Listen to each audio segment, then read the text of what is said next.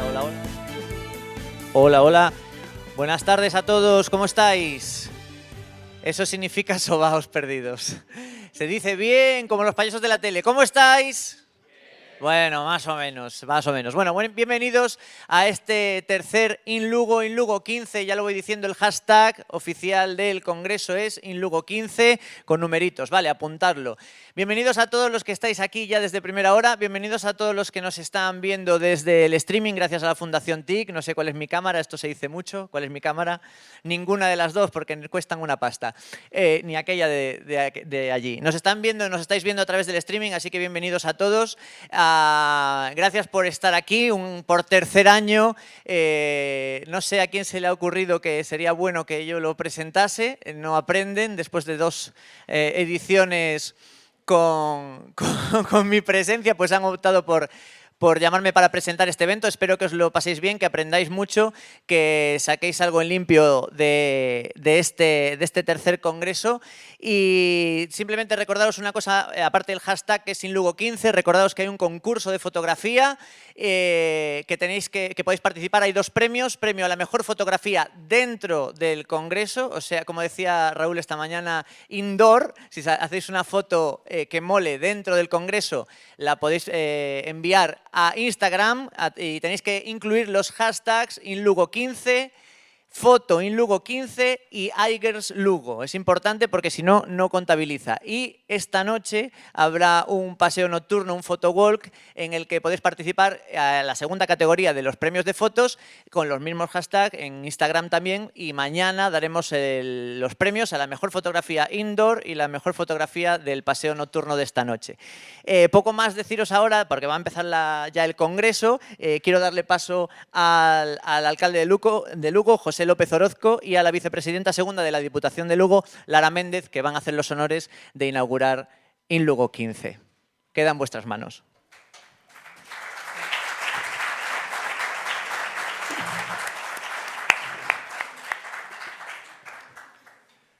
Bueno, muy buenas tardes. Ya me gustaría a mí tener el dominio que tiene de la escena aquí el presentador y utilizar ese lenguaje que yo creo que si viene alguien de hace 20 años y lo oye hablar, dice que nos hemos vuelto locos todos. Pero este es el cambio que se está produciendo, que se ha producido.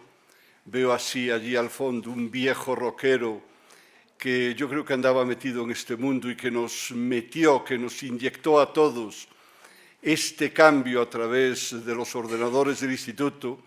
Bienvenido, Manolo, y gracias por cuanto nos tienes enseñado de una forma activa o de una forma pasiva. Y él fue uno de los padres del cambio, incluso en la enseñanza, de la utilización de los ordenadores y la utilización de buscar textos a través del ordenador y ponerlos así a nuestros alumnos. Bueno, pues estamos asistiendo a una auténtica revolución, a un auténtico cambio en el que solo estamos en el principio y todavía pues irá a más, irá a más. Un cambio que hay que aprovechar para todos los órdenes de la vida.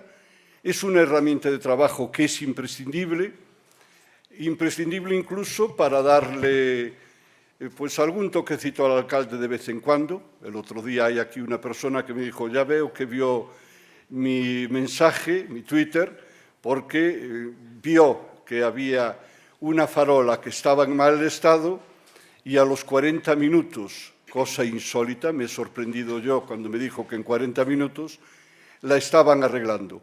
Bueno, pues un beneficio no para él ni para sus niños, sino para el conjunto de la gente que vive allí, pues gracias a que la observó, la fotografió, la mandó al Twitter y en ese momento lo tenía abierto y pude dar información a los servicios técnicos y fueron a arreglarlo. 40 minutos, todavía no me lo creo yo. Y luego sirve también para que algunos, pues también de vez en cuando me recuerden que soy un ser humano, que fallo, y que soy polvo y que en polvo me convertiré, cosa que necesitamos los políticos en muchísimas ocasiones. Fue una pena que no me consultaran cuando hicieron el programa porque me gustaría meter una cuña.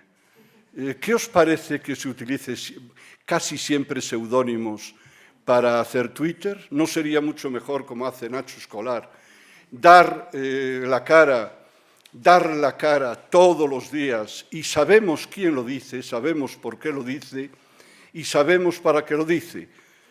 A mí me gustaría que esto se pudiera debatir y se pudiera discutir, porque para mí, si me perdonáis que os dé una opinión particular, y como tal opinión, como decían los griegos, es doxa, puede ser discutido, pues pierde un poco de valor todo lo que se puede hacer cuando en un país libre y un país democrático no se da la cara como hay que darla. Sobre todo viene a mí a la memoria esto, cuando en Cuba, país que sufre todavía pues, falta de libertades, hay personas que han estado en la cárcel por escribir en su Twitter o en su blog o en su Facebook con libertad lo que piensan. Pero bueno, todo se andará. Enhorabuena a los organizadores del evento, enhorabuena a todos vosotros, que seguro que vais a aprovechar lo que aquí debatáis, lo que aquí estudiéis, y los que sois de Lugo, enhorabuena, porque de esa manera todos podemos aprovechar lo que aquí aprendáis, porque estoy seguro que nos lo iréis transmitiendo día a día y habrá que ponerse día a día en lo que escribís, en cómo lo escribís, el lenguaje que utilizáis y ponerse al día siempre es necesario y sobre todo en esta materia. Estamos en un cambio de ciclo, el mundo que ha pasado no va a volver, no es que desaparezca, no desapareció el mundo cuando los frailes en los conventos escribían a mano aquellos libros, cuando vino la imprenta siguieron existiendo, tenemos aquellos libros, pero significó un cambio cultural sin precedentes. No ha desaparecido el mundo de la artesanía cuando vino la máquina de vapor, no va a desaparecer el mundo que hemos vivido con las nuevas tecnologías, pero sí que representan un mundo nuevo que hay que aprovechar absolutamente en todo, en la industria, en el comercio, en la política, en las relaciones sociales, en la comunicación entre todos.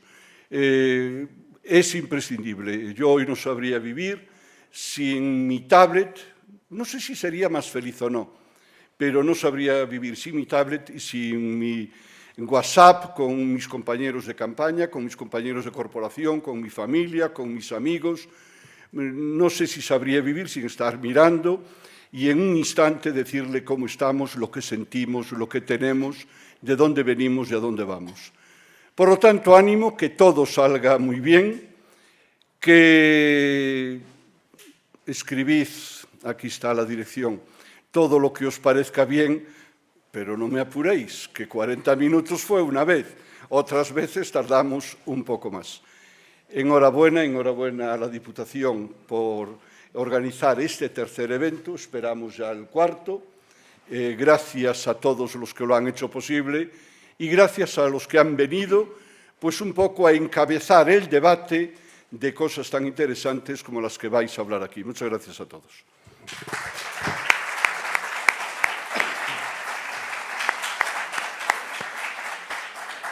Gracias, alcalde. Boa tarde a todos e a todas. Benvidos á Diputación Provincial de Lugo e benvidos a Lugo. Bienvenidos, muchas gracias por estar aquí.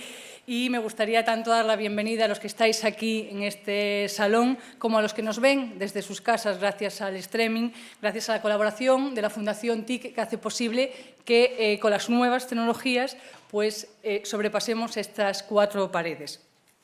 Agradecer también las muestras de apoyo que hemos recibido en esta tercera edición, porque desde el momento que se anunció el Congreso, en menos de 72 horas estaban cubiertas las 200 plazas que pusimos a disposición, con lo cual creo que es una buena muestra de la repercusión que tiene y de la apuesta clara y decidida de la Diputación Provincial de Lugo en el sector TIC, con un amplio despliegue e intensidad activa en medios sociales como blog, Facebook, Twitter, etc. Y remarcar también que el Congreso tiene como objetivo pues que sea una referente no solo a nivel gallego, sino a nivel estatal. Y creo que lo vamos consiguiendo poquito a poco y en esta tercera edición nos hemos superado. Por tercer año consecutivo hemos conseguido reunir en Lugo a un público heterogéneo, de todos los perfiles y de todas las edades, para conservar sobre el verdadero significado que tiene la red en nuestras vidas y para conversar sobre el mismo. Como ya hicimos en el 2013 y 2014, no solo queremos debatir sobre las partes técnicas de Internet que las personas con escasos conocimientos no conocen o no conocemos, pero queremos también saber qué supone realmente este nuevo medio para cualquier usuario, qué uso ha de hacer con él, qué implicaciones tiene un uso en la sociedad, la reflexión que hacía el alcalde, lo que ponía encima de la mesa como posible debate. Por ello hemos querido que InLugo mantenga su espíritu abierto, gratuito y para todos los públicos, dirigido tanto a personas conocedoras y precursoras de la transformación que está produciendo Internet en nuestras vidas, en diferentes ámbitos, como aquellas que no lo utilizamos tanto o lo utilizamos más a un nivel básico y aún no participan en este proceso de forma activa. Este creo que es el verdadero ADN de este congreso que hoy comienza.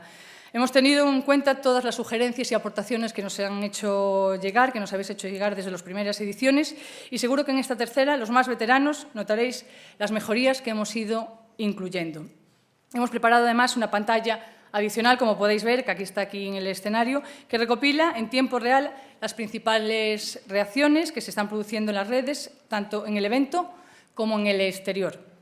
En las pantallas de la Plaza San Marcos, y cualquier persona podrá seguir en directo lo que ocurra aquí dentro. En cuanto a los contenidos y programas, decir que durante el día de hoy y de mañana vamos a contar con cerca de 30 ponentes profesionales muy reputados de distintos sectores, de dentro y de fuera de Galicia, así como un completo cartel de actividades. Asistiremos a diferentes charlas, mesas redondas, en las que podremos hablar, debatir, reflexionar sobre los cambios, hábitos y mentalidades, formas de comunicación y estilos de vida que después de 40 años de existencia produce la red en diferentes sectores de nuestra sociedad y tan variados como pueden ser el periodismo, la educación, el derecho, marketing, artesanía, la acción social, deporte, meteorología, tecnología y también con especial atención a aquellos sectores estratégicos en la provincia de Lugo. Tampoco faltará el humor, como ya hemos podido comprobar, de la mano de Víctor Grande, que en esta edición, además, y tras el éxito cosechado en años anteriores, será nuestro honorable maestro de ceremonias. Sí, Víctor, repetimos porque estamos encantados de que seas por tercer año consecutivo el maestro de ceremonias. Y todos ellos harán que durante este fin de semana nuestra provincia se convierta en epicentro del mundo digital en nuestro país, y con todos ellos podremos compartir ideas, conocimientos, experiencias y ratos de ocio. Y como guinda al Congreso, un año más, también hemos querido recordar y reconocer desde la Diputación de Lugo aquellas iniciativas, personas u organizaciones de nuestra provincia que están destacando en el buen uso de Internet y las nuevas tecnologías en diferentes ámbitos. Por eso celebraremos mañana la ceremonia de entrega de los premios InLugo, un certamen que se ha superado a sí mismo y que en esta ocasión ya ha alcanzado más de 50 candidaturas en las 4 categorías que los componen. Para nosotros, desde luego, es una muestra de éxito de este certamen. Con todos estos ingredientes os doy la bienvenida y espero que aprendamos todos mucho y que disfrutemos del conocimiento y de la experiencia de todos estos cracks que nos acompañan. Presentar al que os va a dirigir ahora y va a exponer el relatorio, hablar de periodismo digital en España, es hablar del diario.es y, por lo tanto, es hablar de Ignacio Escolar, su fundador y director, que le damos las gracias por acompañarnos, igual que al resto de relatores que nos acompañarán. Porque, además de ser un referente indiscutible a nivel nacional e internacional en el nuevo panorama de la comunicación, Escolar es uno de los grandes protagonistas de la revolución que viven los medios en nuestro país desde hace varios años. Prueba de ello es el prestigioso y merecido premio que acaba de recibir, premio internacional, que acaban de otorgarle desde España. También felicitaciones por ese reconocimiento. Nació en Burgos en el año 75. Ignacio es, ante todo, un tipo versátil, Quizás sus facetas más conocidas sean la de periodista, bloguero, analista político, labor esta última que desempeñó en Hoy por Hoy, Cadena SER o Las Mañanas de 4. Pero además, en los últimos tiempos ha destacado también como escritor. Junto a su padre, el también periodista Arsenio Escolar, que fue director de 20 Minutos, como bien sabéis todos, ha publicado 2 ensayos sobre la historia de Castilla. Ha participado en obras de este género, como Reacciona o Actúa, firmando junto a nombres como Baltasar Garzón o José Luis San Pedro, entre otros. En el 2012 nos sorprendió con su primera novela, 31 noches, rotundo éxito de crítica y ventas. No es exagerado asegurar que Ignacio lleva el periodismo inscrito en el ADN. Su carrera comenzó con apenas 19 años, en el verano de 1995, como becario de La Voz de Almería. Desde entonces acumuló experiencia en multitud de medios y soportes hasta que en el año 2007 se convirtió en fundador y primer director del Diario Público. Cuando llegó el momento de poner punto y final a esta aventura, Ignacio ya perfilaba su primera apuesta y así hablaba de su futuro en el año 2009. Y cito: «Tengo la sensación de que después de fundar el último diario en papel de España, mi siguiente reto sería fundar el primer diario en Internet.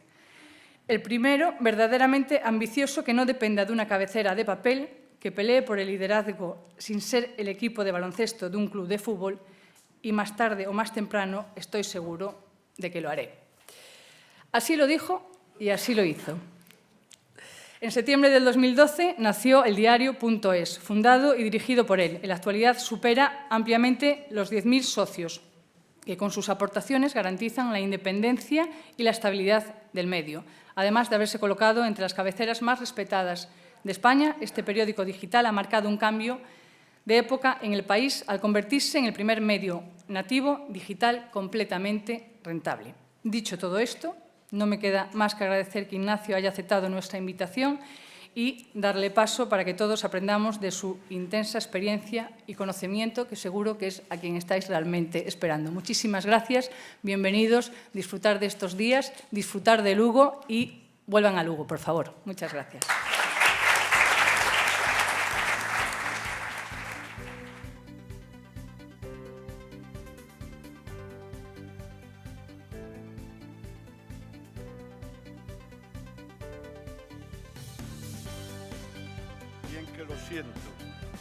Bien que lo siento, pero la farola no la arreglé yo. Me gustaría arreglarla. La arregló un técnico gracias al aviso de un ciudadano. En 40 minutos. Gracias.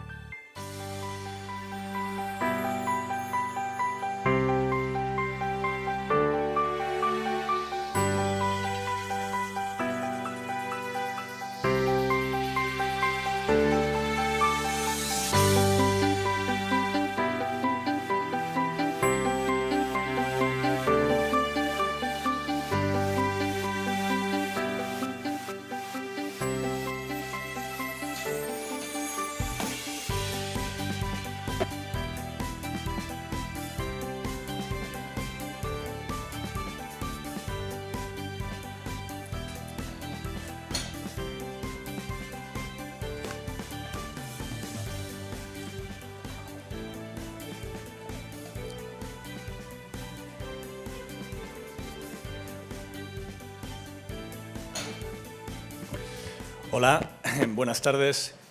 Muchísimas gracias por la invitación y por esta presentación tan elogiosa. Yo no recordaba cuando... Uy, tenemos una errata. Escobar es otro. Hay un periodista gallego, amigo mío, Manolo Saco, que siempre decía, cuando trabajaba en El Sol, él fue subdirector del Sol, Manolo, y estaba en el Consejo Asesor Lázaro Carreter.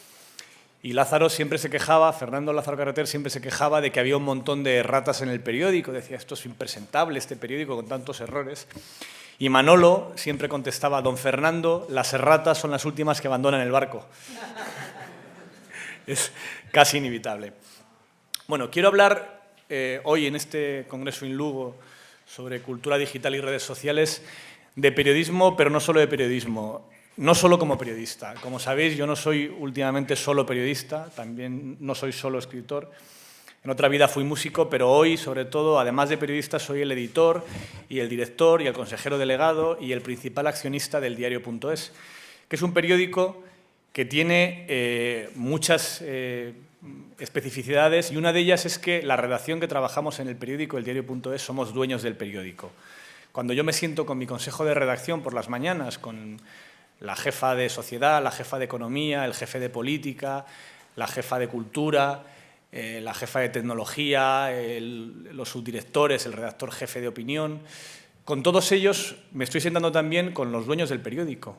Entre todas las personas que nos sentamos en esa redacción, en esa reunión por las mañanas, a las 10:30 de la mañana, para decidir cuáles van a ser nuestras apuestas para el día siguiente, no solo está representada la redacción, sino la propiedad del periódico. Y eso es algo a lo que he llegado casi por obligación, no porque tuviese un afán de convertirme en empresario, ni yo ni el resto de mis compañeros del periódico. No teníamos ganas algunas de ser emprendedores, pero nos vimos obligados porque nos dimos cuenta hace unos años, hace 2 años y medio, casi 3 años, cuando fundamos el diario.es, que esa opción, ser los dueños del periódico, era no solo la mejor opción, sino nuestra obligación profesional. Yo he sido, como antes recordaba la vicepresidenta de la Diputación, yo he sido director de Público, fui su primer director, el fundador del periódico, y en mis años de Público descubrí muchas cosas. Una de ellas, la más importante, es que el dueño manda más que el director, que el dueño del periódico es el que manda en una redacción, mucho más que el propio director. No me quejo de la independencia que tuve en esos años como director, tuve una independencia bastante notable, pero a pesar de todo, siempre por encima de mí estaba un dueño del periódico. Así que decidí que cuando llegase el momento, ya en aquel año 2009, cuando me despedí de la dirección de Público, como ahora recordaba, ya tenía esa voluntad de fundar ese periódico, me di cuenta de que más tarde o más temprano tenía que hacerlo y tenía que construir un periódico donde la redacción fuese dueña del periódico. Porque esa era la mejor manera de garantizar que el periódico estuviese al completo servicio de los lectores y que no hubiese ninguna otra razón ajena a la información y al trabajo periodístico que influyese en nuestro trabajo diario, ¿no?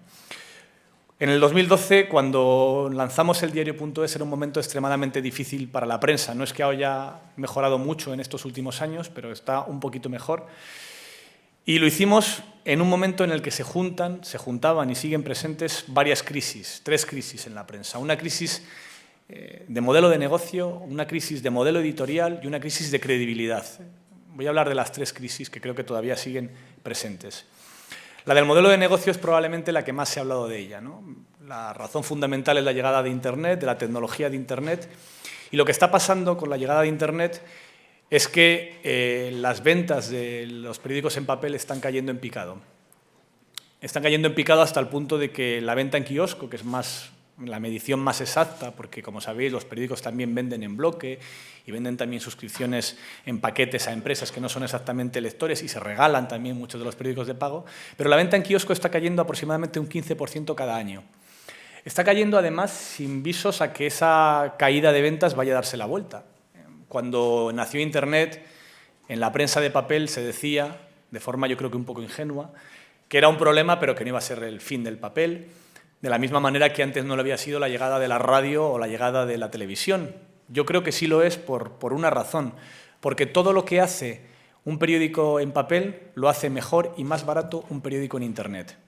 La razón por la cual la prensa escrita en papel sobrevivió a la radio o a la televisión es porque son complementarios, no sustitutivos. Lo vean, es muy sencillo de entender. Vosotros no podéis leer el periódico mientras os ducháis y no podéis leer el periódico mientras conducís.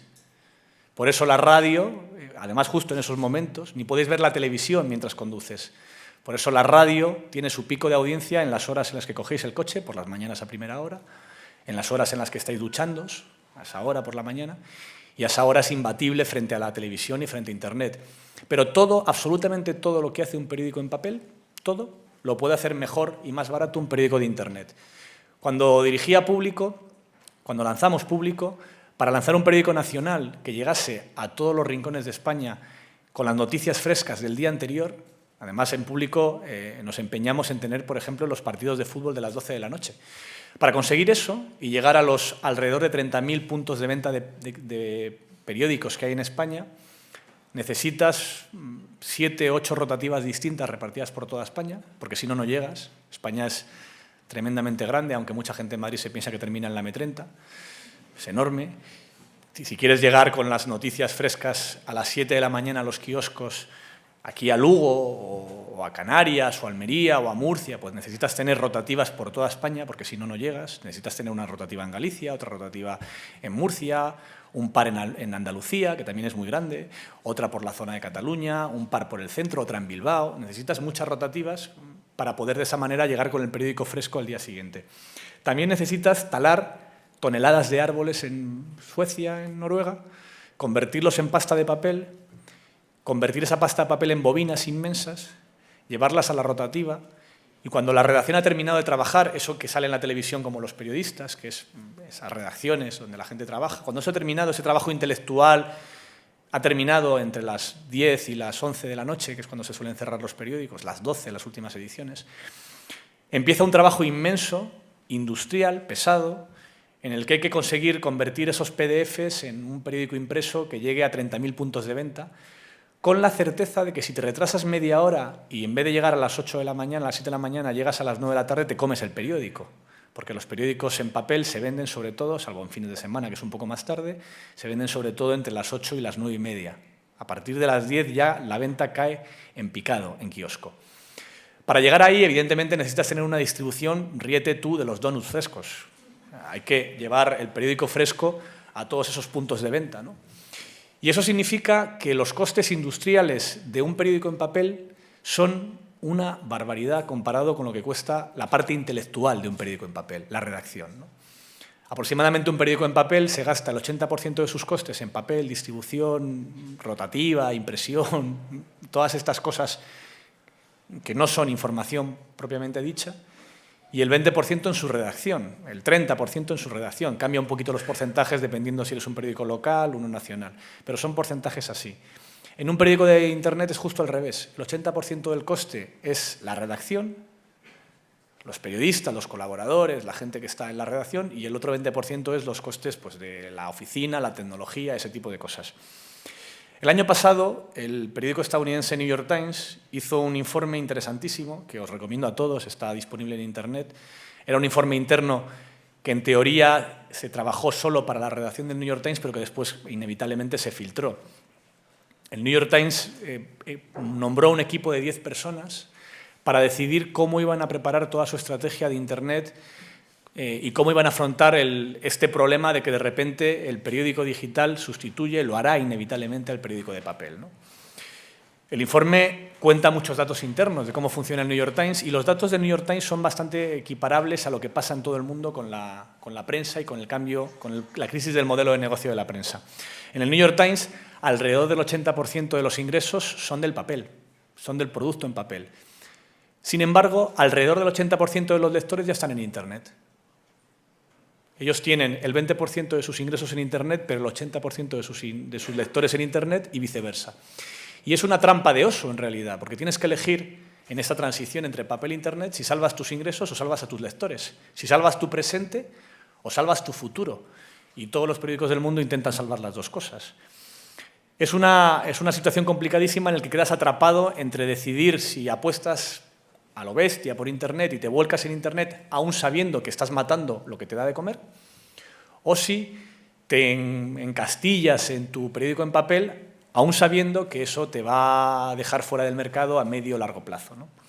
Estos porcentajes de papel e Internet son más o menos equivalentes en todo el mundo. En España ahora están cambiando un poquito, está bajando el papel, pero no porque crezcan mucho los ingresos de Internet, sino porque están cayendo muy rápidamente los ingresos de papel. Para que os hagáis una idea, el periódico líder en España, El País, facturaba solo de publicidad en el año 2007 alrededor de 240 millones de euros, ahora está por debajo de 90. Es un porcentaje de caída equiparable al que tienen todas las demás cabeceras en papel. Y todos los periódicos están atrapados en esa transición donde tienen que decidir si se quedan con su presente o apuestan por su futuro. Pero en realidad los lectores hace mucho tiempo que ya están en Internet. ¿Cuántos en esta sala leéis periódicos en papel? Levantad la mano, por favor. ¿Cuántos los compráis en papel? ¿Cuántos compráis periódicos en papel? Pues ese es el porcentaje, ¿no? El 80-20 que os decía antes. Todos los periódicos hoy en España, todos, absolutamente todos, tienen muchos más lectores en papel, en Internet que en papel, pero todos todavía hoy siguen teniendo muchos más ingresos en el papel. Y en este informe el New York Times también habla de cómo los nuevos periódicos que están siendo fundamentalmente digitales, que están naciendo en Estados Unidos y en España, están cambiando el mercado de la prensa, ¿no? Ellos utilizan en el informe del New York Times una teoría bastante extendida, bastante de moda ahora, que es la teoría de la disrupción económica, ¿no? Es una teoría de un economista, se llama, me lo he apuntado porque no me lo sé, Clayton Christensen, que es un profesor de la Escuela de Negocios de Harvard, que habla de cómo, de repente, pequeñas empresas que no tienen nada que ver con tu sector o que son nuevas, recién llegadas a un sector en teoría consolidado, acaban rompiendo del todo el mercado y provocando que los grandes jugadores de ese mercado, los líderes de ese mercado, se vean fuera de juego, ¿no? En la teoría de la disrupción, el ejemplo más claro es los coches de Detroit contra los coches japoneses, ¿no? Lo que dice esta teoría es que estos competidores aprovechan ventajas tecnológicas para hacer un producto que, en un principio, el dueño del sector se ríe de él, dice es un producto de peor calidad, los coches japoneses son desmontables, no valen para nada, fíjate los buenos que son los Cadillac, pero que a medida que van, gracias a la tecnología, consiguiendo mejorar sus costes y mejorar su calidad, llega un momento en el que cruzan una línea que es las mínimas necesidades del mercado. Se convierten en algo lo suficientemente bueno, sin ser mejor que lo que quieren, que el producto con el que compiten, pero sí son lo bastante bueno como para que ya el consumidor se lo piense, ¿no? Otro ejemplo del libro es las cámaras digitales. Cuando llegaron, ¿os acordáis? Las primeras cámaras digitales hacían unas fotos con unos píxeles, no sé, como del Spectrum, unos píxeles como camarones más o menos, ¿no? De grandes. Y Kodak y la gente que hacía cámaras analógicas se reían de esas cámaras digitales diciendo, bueno, jamás nos ganarán porque tienen mucha peor calidad. Sin embargo, las cámaras digitales acabaron matando a las cámaras analógicas, a pesar de que en el momento en que ganaron esa guerra seguía siendo peor la calidad de la cámara digital frente a la cámara de carrete. Era mucho peor la calidad, pero era lo bastante buena para el consumidor medio, ¿no? Le está pasando ahora, curiosamente, lo mismo a las cámaras de foto digitales con los móviles. Exactamente igual. Las cámaras digitales son de mejor calidad, mucho mejor calidad que la cámara del iPhone o del Nexus, pero ya son lo bastante buenas las cámaras digitales de los teléfonos móviles como para bastar a la persona media que lo que quiere es mandar la foto del niño a su abuelo. Ese tipo de disrupción, ese tipo de cambio en el cual de repente una empresa que utiliza la tecnología, que llega desde fuera del sector, que hace un producto en principio más barato, mucho más competitivo económicamente, pero que se percibe de peor calidad, acaba provocando, dice el New York Times, en un principio la risa del líder del mercado, ¿no? El New York Times en su principio, en su origen, se reía mucho del Huffington Post, se leía mucho del Politico.com, se reía de todos estos jugadores nuevos, de estos nuevos periódicos digitales que llegaban allí intentando hacer periodismo sin tener corresponsales en Afganistán y que utilizaban la tecnología, las redes sociales, el uso de nuevos lenguajes, los virales, los gatitos, para hacer un producto que en un principio parecía que era otra cosa distinta, que no competía con el New York Times y que de repente son capaces de comerse gran parte de la audiencia del New York Times. New York Times en su informe lo dice bien claro, seguimos siendo el mejor periódico del mundo. Yo creo que lo son, con el permiso de The Guardian tal vez. Pero no basta con ser el mejor periódico del mundo si tienes que competir con otros periódicos digitales que consiguen un producto que tecnológicamente llega de otra manera y consigue pelear contigo por medio de costes, haciendo un producto mucho más ajustado a lo que busca la gente, ¿no? En el Huffington Post o incluso BuzzFeed empezaron siendo medios de los que se reía esta prensa, era prensa de gatitos. Y ahora BuzzFeed, que era gatitos, si el Huffington Post os parece gatitos, BuzzFeed es gatitos al cuadrado, ¿no? Pues BuzzFeed empieza a contratar ya corresponsales de política del Economist, del New York Times, y empiezan a hacer con el tipo de técnicas y con el tipo de tecnología que ellos tienen, productos que compiten con lo que hasta ahora era las cámaras de carrete, ¿no? Un producto de muchísima mejor calidad, con corresponsales internacionales, pero que no pueden entrar en la misma competición con estos nuevos medios, ¿no? En España ha pasado algo similar. En España, cuando mi padre lanzó 20 minutos, entonces se llamaba Madrid y Más, él era su director del país, se fue a montar la prensa gratuita en España, fue el primer periódico gratuito en España, Y en El País, cuando se fue, le decían, pero te vas a montar La Farola, ¿no? ¿Qué es esto de un periódico que se regala? Ahora ya no se ríen tanto porque el 20 Minutos es el primero, el segundo, depende de la ola, periódico más leído en España, aunque sea gratuito. Y en Internet, donde todos los periódicos son gratuitos, pues está por delante de ABC y de La Vanguardia y del Periódico, periódicos en teoría de pago y como de otra liga distinta. Y en Internet ha pasado algo similar. En Internet los periódicos de papel miraban a los periódicos de Internet como los confidenciales, ¿no? Un producto de peor calidad, que hacen cosas, bueno, son periodismo, pero no muy periodismo, ¿no? Fíjate, si no tienen corresponsales internacionales ni nada de eso, ¿no? Y poco a poco estos periódicos digitales, y no solo por el diario.es, también por el confidencial.com o por Voz Populi o por Infolibre, empezamos a entrar en la misma liga y en la misma competición en la que estaban los grandes periódicos.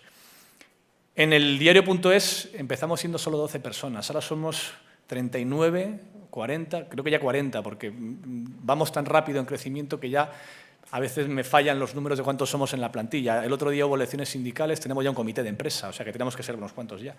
Estamos hemos conseguido una nueva sede, nos mudamos dentro de 2 meses al Palacio de la Prensa, a la Plaza de Callao en Madrid, uno de los primeros rascacielos de Madrid, donde hemos cogido una oficina que es 3 veces mayor que la que tenemos hoy. Y estamos lográndolo compitiendo en audiencia con las grandes cabeceras, pero no solamente en audiencia, también en información de la que siempre se ha llamado de calidad, ¿no? El diario.es, por ejemplo, fuimos el medio, imagino que muchos aquí no lo sabéis, pero fuimos el medio que destapó la noticia de las tarjetas Black. Las tarjetas Black de Caja Madrid Bankia se publicó en el diario.es en diciembre de 2013, 10 meses antes de que apareciese en el resto de los periódicos. 10 meses, un poquito de tiempo antes. Encontramos la noticia en los correos de Blesa, que fue otra exclusiva del diario.es. Esa noticia la dimos con el absoluto silencio del resto de los periódicos, no dieron una sola línea. Pero en Bankia, el actual equipo directivo de Bankia, y así lo ha contado el propio Goiri Golzarri en varias entrevistas, leyó nuestra noticia, se dio cuenta de que allí había algo muy irregular en esas tarjetas que destapábamos. Nosotros habíamos publicado un correo del secretario del Consejo de Miguel Blesa, de la Torre, que mandaba a Miguel Blesa una descripción de todos los sueldos de los consejeros de la Caja. Y decía, les damos tanto por dieta, tanto por salario, y además tienen unas tarjetas, abro comillas, Black a efectos fiscales de hasta 50.000 euros al año. Y nosotros dijimos, Black a efectos fiscales, tarjetas en negro, ¿esto qué coño es? Total, que lo publicamos. Bankia inició una auditoría interna, encontraron las tarjetas, encontraron también que las tarjetas no solamente eran Black a efectos fiscales, es decir, que no se declaraban, sino que además esas tarjetas se cobraban después, se cargaban después en una cuenta donde se metían los errores del servidor informático. O cuando te roban la tarjeta y te quitan dinero, eso iba a pagar una cuenta, que era un poco la de el agujero negro dentro de la contabilidad, donde se metían todas las cosas así de errores de difícil justificación. Mandaron ese informe después de encontrar toda esa información a la Fiscalía Anticorrupción, esto fue ya en primavera.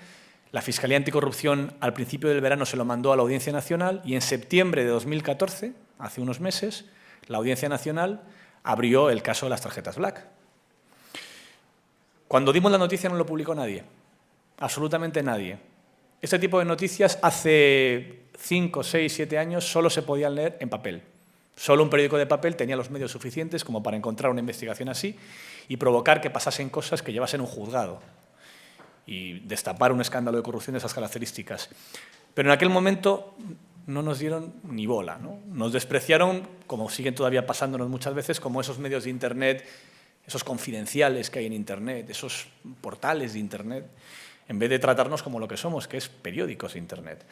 No es el único caso. Esta semana estamos dando, como muchos sabréis, una serie de exclusivas que solo podéis leer en escrito en el diario.es. No ha recogido nadie en la prensa impresa ni una sola línea de esas noticias. Estamos contando los papeles de Naseiro, que tienen bastante interés y no solo histórico. Hablamos del tesorero del PP de hace un cuarto de siglo, principios de los 90, el primer tesorero del Partido Popular tras la refundación de Alianza Popular. Y hemos publicado noticias, yo creo que importantes. Hoy publicamos, por ejemplo, y da la casualidad que estoy en Galicia para contarlo, que la primera campaña electoral que ganó el PP de Manuel Fraga la ganó haciendo trampas en la ley electoral. Bueno, trampas en la ley de financiación, porque gastó el doble o más del doble del límite máximo que ponía la ley para la campaña electoral. declaró unos gastos de 199 millones de pesetas y gastó más de 500 millones de pesetas en la campaña. Una noticia menor, yo creo, ¿no? No sé.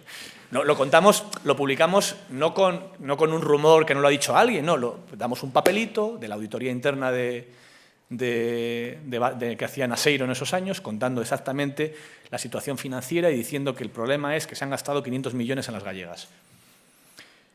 El otro día dimos también que Naseiro, después de pasar por prisión, cuando le encarcelaron acusado de cohecho, se fue a un notario, que es como de House of Cards, ¿no? O sea, sales de la cárcel y te vas a un notario, y presentó en un sobre cerrado instrucciones y pruebas de que José María Aznar era el que mandaba en la caja B del partido.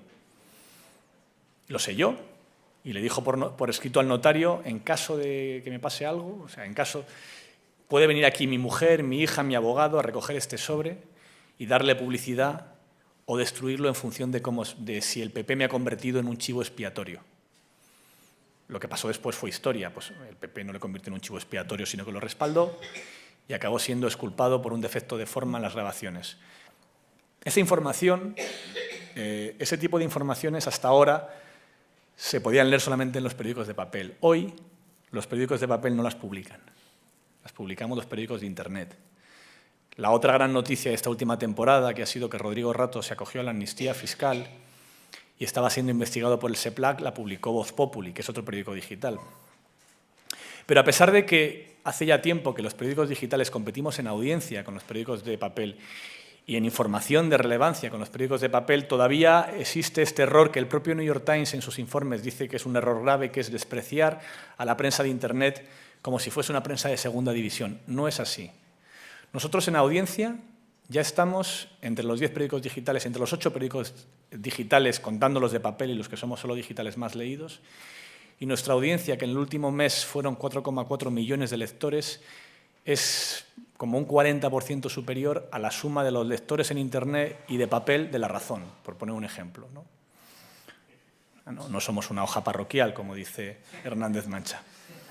En cuanto a la crisis del modelo editorial, son 4 puntos, yo creo, ¿no? El primero es el fin del monopolio de la opinión pública, lo que ha pasado en la prensa en estos últimos años.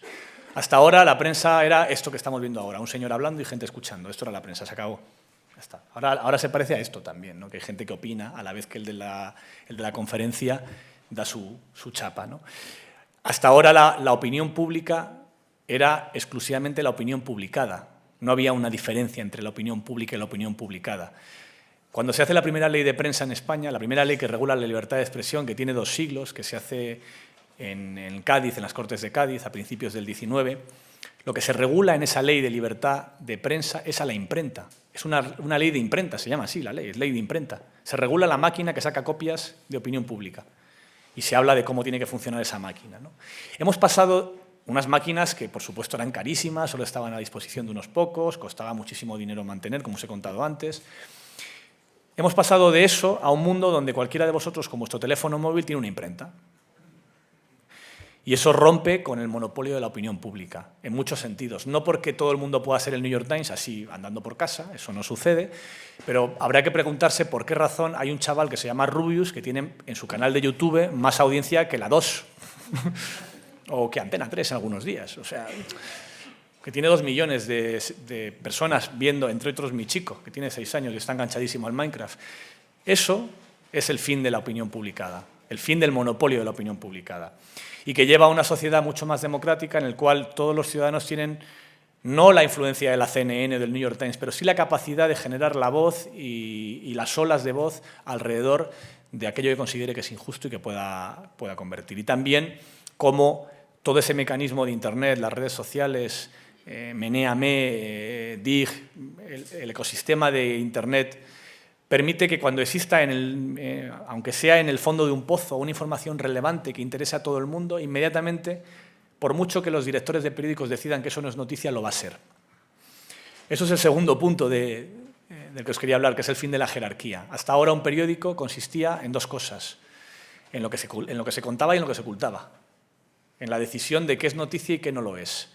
Hay un chiste de Seinfeld que a mí me gusta mucho, el monologuista, que dice siempre, ¿os habéis fijado que en el mundo suceden todos los días las noticias justas para llenar el New York Times? Ni una más ni una menos. Pero ni una más, las justas. Pues eso es la jerarquía, ¿no? Además, la jerarquía en papel era todavía más compleja porque los periódicos crecen de 16 en 16 páginas por los pliegos de impresión, porque tienen que ser un número múltiplo de 16, si no, un periódico no puede tener 51 páginas, aunque no, a salvo que tenga una en blanco, vamos. Y de esa manera, los directores de periódicos era esa gente que decidían de todo lo que ha sucedido en el mundo, qué es lo que va en primera página y qué es lo que va en un breve. ¿Qué es lo que merece ir a 5 columnas o en un faldón por debajo o a una columna escondido? La jerarquía también en papel significa que las noticias que están en las páginas impares son más importantes que las de las páginas pares, porque leemos de izquierda a derecha. Y las noticias que están en una doble página, la diagonal superior, lo voy a hacer al revés, así, en este lado de aquí, es más importante que lo que va aquí, porque se lee en esta dirección. Esa jerarquía, que era lo que decidía la línea editorial de los periódicos, y los directores de periódicos le dedicamos horas a ese tema, de no, esto es la apertura, pero esto ponlo, pero dalo pequeño, para que parezca que lo hemos visto, pero no lo queremos esconder, pero tú dalo, pero pequeño. Todo ese tipo de cosas de la jerarquía se ha roto completamente. Porque ahora quien decide qué es lo importante del periódico no son los directores, sino vuestra prima en Facebook, por hacerlo en corto. Es decir, los periódicos hoy, los de Internet, que ya os he dicho que somos los periódicos porque es donde está la audiencia de los lectores de prensa escrita, olvidados de los periódicos de papel en términos de audiencia, ya no son relevantes o no son tan relevantes como lo fueron.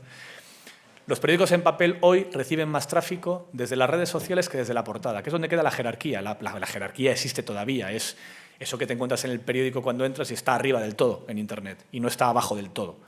Pues esa jerarquía al final ya no vale de nada, porque casi todos los diarios, desde hace ya apenas 2 años más o menos, tenemos más audiencia por redes sociales que por la portada. Más audiencia por lo que decide la gente que es importante que por lo que nosotros decimos que es importante. Y eso hace que sea prácticamente imposible ocultar una información. No se puede. O sea, lo puedes intentar tú, pero quedando en ridículo con todo el mundo que te mira. Que una noticia no se publique tampoco se puede. O esconder algo para que tus lectores, que ya no puedes tratar como si fuesen idiotas, no se den cuenta de que es una noticia importante.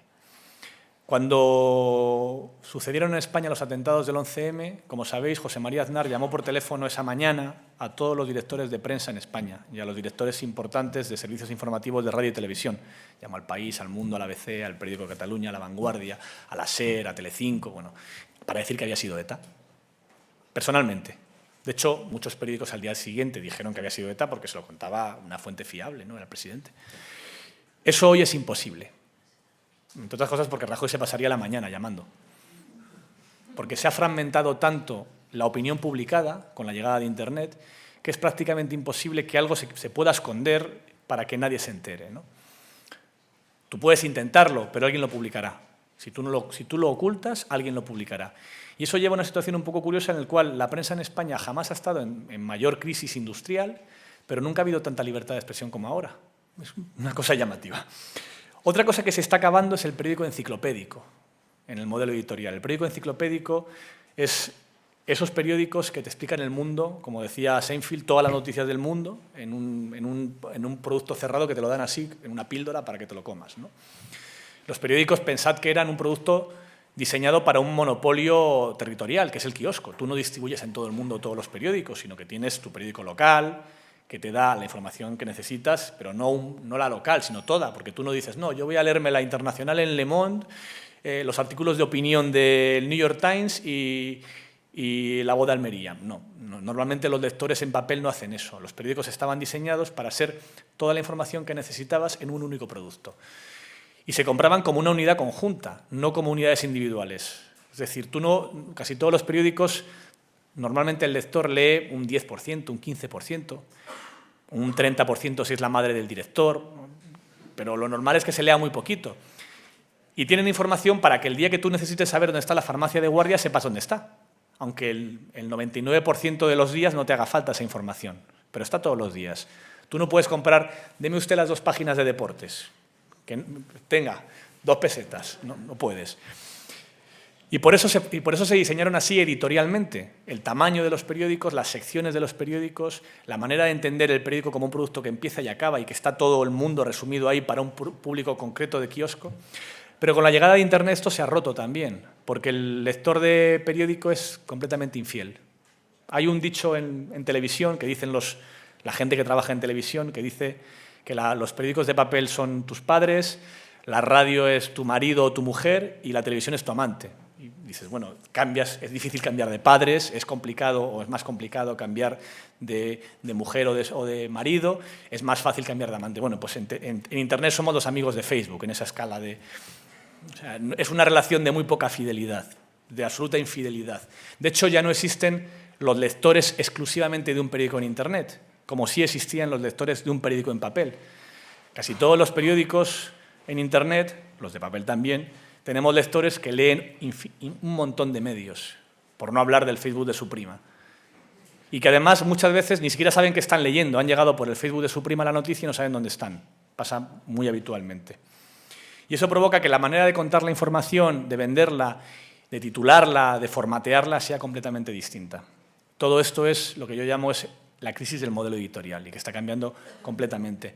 Pero luego hay una última crisis, que es la crisis de la credibilidad, y que está relacionada con las otras dos, en el fondo, ¿no? La crisis de credibilidad tiene que ver con los números rojos de la prensa, con la ruina en la que se han convertido muchos periódicos en papel.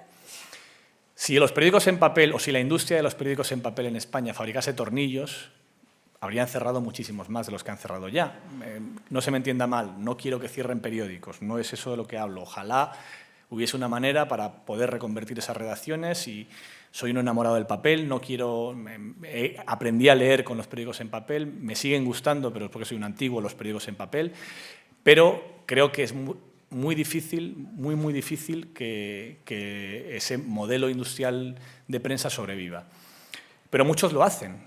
Y cuando un periódico que está en pérdidas y pierde varios millones de euros cada año sigue abierto, hay que preguntarse por qué. Y la respuesta es que son periódicos que han dejado de ser periódicos para convertirse en servicios de relaciones públicas, que es otro negocio completamente distinto. Ya no es el negocio de la información, sino el negocio de la propaganda. Cuando un periódico, los periodistas lo sabemos, cuando un periódico entra en pérdidas, lo primero que sale por la puerta es la libertad de los periodistas que están dentro. Porque si tienes un periódico deficitario, alguien tendrá que mantener los números, las pérdidas, y ese alguien no comprará la independencia, comprará tu independencia editorial y acabará con ella. Cuando los periódicos impresos pierden dinero, mucho dinero, que es algo en lo que están lamentablemente muchos periódicos españoles, lo que les queda, lo que venden ya no es información, venden al lector. El cliente no es el lector, el cliente es el que paga por detrás para venderles el lector, que es la mercancía. Ese es el lector el que permite que eso siga abierto, porque se está vendiendo la capacidad de influencia en sus lectores, de propaganda sobre sus lectores. Y eso, lamentablemente, en mi opinión, no es periodismo, es otra cosa. Es relaciones públicas, propaganda, otro tipo de negocios muy distintos al de la información. No quiero generalizar con esto porque es tan injusto como llamar a todos los políticos casta. Hay excelente periodismo en papel, sigue habiendo excelente periodismo en papel, hay nefasto periodismo en Internet. Hoy he descubierto, por cierto, que en la trama púnica tenían periódicos digitales también.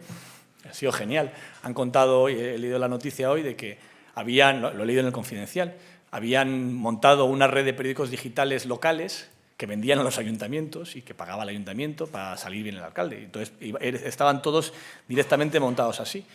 Hay excelente periodismo todavía hoy en papel y nefasto periodismo en Internet, pero lo que está pasando es que se ha roto una relación de confianza entre muchos de los periódicos impresos y sus lectores, entre gran parte de los lectores de los periódicos impresos y la gente que los compraba. ¿Por qué? Pues resumiendo lo que ha pasado a esa parte de lo que os contaba antes, de cómo han caído los ingresos de los periódicos y ha llevado a los números rojos a grandes grupos, ha habido también en la prensa, en la industria de la prensa, un problema de deuda, que es algo que ha pasado en España a mucha más gente, a muchas más empresas. En los años locos de la burbuja, las grandes empresas de medios hicieron inversiones muy potentes que provocaron una enorme deuda, una deuda que cuando paró la burbuja inmobiliaria y se hundieron los ingresos se ha convertido en difícil de pagar y que ha provocado que hoy los principales editores en España de periódicos sean el sector financiero. Los dueños de la mayor parte de los grandes grupos de comunicación, y ya se sientan en los consejos de administración de esos periódicos, son el sector financiero. Y el sector financiero, que es fundamental para una economía, sin ninguna duda, pues no son grandes editores de prensa. Sobre todo cuando suceden en España cuando entran en el debate político en España cuestiones como los desahucios, cuestiones como el rescate de la banca, cuestiones como, bueno, como la puerta giratoria, un montón de debates ciudadanos donde la prensa se ve obligada por sus intereses económicos a dar la espalda a sus lectores y a no informar de la manera en la que debía a sus lectores. Nosotros tenemos un lema que es periodismo a pesar de todo, y ese todo no son solo las dificultades económicas. A pesar de todo significa que creemos de verdad que en la necesidad de una prensa independiente y libre capaz de contar la realidad para que mejore. Si no hubiésemos contado las tarjetas Black, hoy habría gente que en otros sitios seguiría usándolos. Estoy convencido de que ha habido algún sitio donde después de que la Audiencia Nacional abriese un caso de corrupción por las tarjetas Black, rompió una tarjeta en su casa y dijo, esta ya no la vamos a usar. Si no se cuentan estas cosas, siguen pasando. Si no se publican las cosas, siguen pasando. Y por eso es tan importante que los periódicos, de verdad, sigamos siendo independientes para ejercer de contrapoder frente a los poderes económicos y políticos. Yo creo que tampoco es aceptable la sumisión con la que la prensa ha permitido determinados abusos, ¿no? Y con esto quiero hablar sobre todo del tema de las ruedas de prensa sin preguntas y las pantallas de plasma. En el diario.es hace ya un año que di instrucciones como director para que no acudiésemos a ninguna rueda de prensa sin preguntas. La vemos desde la redacción por la tele, ¿no? Porque tenemos tele en casa, no hace falta que nos vayamos a la rueda de prensa para verla en tele allí. Hace ya unos cuantos años, en el 2008, cuando era director de Público, intenté promover una revuelta de los periódicos contra este abuso, que ya entonces se dio. Fue después de las elecciones generales del 2008, las que ganó Zapatero a Rajoy en 2008, con el presidente de la Asociación de la Prensa de Madrid, Fernando González Urbaneja, promoví una carta entre todos los directores de periódicos de Madrid y de Barcelona, gratuitos y de pago de aquel momento, el director del País, el del Mundo, el del ABC, el de La Razón, entonces acababa de llegar Maruenda, con La Razón también lo firmamos, el de La Vanguardia, el del periódico, 20 Minutos, ADN, Metro, y firmamos todos una carta pidiendo a los partidos políticos, a todos, que dejasen de utilizar estas falsas ruedas de prensa. Fue un poco terrible porque al final, después de la carta, la publicamos solamente 2 o 3 periódicos, los demás no la publicaron, a eso me refiero con la jerarquía. No dieron la noticia, con lo cual no valió de nada la presión sobre los partidos y siguió siendo así. Yo creo que desde 2008 en ese sentido hemos ido a peor, no hemos mejorado en absolutamente nada, ha empeorado bastante. Pero yo creo que eso al final tiene sus costes, ¿no? Tiene una crítica social, sobre todo desde que no tiene el monopolio la prensa, que acaba saliendo cara, ¿no? Otro de los problemas que tenemos en la prensa, papel, internet, tiene que ver con el reparto arbitrario de la publicidad institucional. Es con la transparencia también. España es el único país europeo, de los pocos, a lo mejor en Bulgaria también lo hacen mal, pero desde luego no en Francia, no en Italia, no en Reino Unido, no en Holanda, no en Dinamarca, no en Alemania, donde la publicidad institucional, la que ponen las administraciones públicas en los periódicos, no es transparente, no se sabe cómo se reparte. Y acaba siendo una herramienta de control sobre la opinión pública. Hace un año y medio, en un mes y medio, fueron despedidos 3 directores de los 3 principales diarios impresos de Madrid, a la vez. ¿Dónde está la bolita? Esto evidentemente no es casual y la capacidad que tiene el poder público sobre los periódicos está directamente relacionada con esta publicidad institucional que en el momento en que ha caído el resto de la publicidad en crisis, como os contaba, se ha derrumbado la publicidad, todavía tiene más capacidad de maniobra sobre los periódicos. Todavía tiene más capacidad de control sobre los periódicos, muchísima más. Hace un año el Congreso me invitó a la comisión que estaba de Constitucional para hablar de la Ley de Transparencia y allí pedí públicamente en el Congreso, no me hicieron mucho caso, pero yo lo pedí, que la publicidad institucional fuese transparente y que todos los años se supiese cómo se ha repartido. Campaña de la DGT para ponerte el cinturón, que me parece muy bien que se haga, porque además es un ejemplo muy concreto el de la DGT, es una campaña que está directamente relacionada con salvar vidas. Está bien que las administraciones se anuncien. ¿Cómo se ha repartido este dinero? Pues no se sabe. Y cuando hay detalles sobre esto, se ve claramente que el reparto es un reparto político que nada que tiene que ver con la opinión pública. Quienes creen que lo que está pasando en la prensa o en la política o en la sociedad es solamente una fiebre temporal se equivocan. Esto no es un pequeño cambio que vaya a ser temporal, sino es una tendencia que se va a consolidar. En el caso de la prensa digital, lo que ahora son 2 ligas, antes hablaba en la vicepresidenta de la Diputación, cuando hablaba de ese texto que escribí en el 2009, de que la prensa digital era como la liga de baloncesto y había equipos de fútbol, por otro lado, con equipos de baloncesto. Estas 2 ligas se van a unificar y van a ser solo una. Y ya es falso también ese argumento de que los periódicos digitales en España son periódicos que no son rentables. Los periódicos en Internet se dice siempre en la prensa, no, ahí no se gana dinero, no es rentable. No es verdad. En el diario.es, además de pedir a las administraciones públicas transparencia, la aplicamos nosotros mismos. Todos los años publicamos nuestras cuentas al detalle, incluso publicamos los sueldos de la redacción. Son datos públicos. En el diario tenemos una diferencia salarial entre el redactor de base y el director, que soy yo, de 1,3. Yo gano 3 veces más que el sueldo de un redactor base. El sueldo de un redactor base son 20.000 euros, con lo cual mi sueldo ya lo he dicho, es sencillo. Y esta transparencia la aplicamos también para contar nuestros ingresos y nuestros gastos. En el último año, año 2014, hemos cerrado con 1,8 millones de euros de ingresos, 1,5 millones de euros de costes. Es decir, hemos tenido 300.000 euros de beneficios que hemos reinvertido en contratar a más periodistas, aumentar la redacción, pagar mejor a los redactores, subir el sueldo a los redactores peor pagados, pagar mejor a los colaboradores, contratar a más colaboradores, mejorar nuestra información. Y lo hemos hecho sobre todo con la ayuda de lectores, con lectores que creen que no somos una hoja parroquial, como decía Hernández Mancha.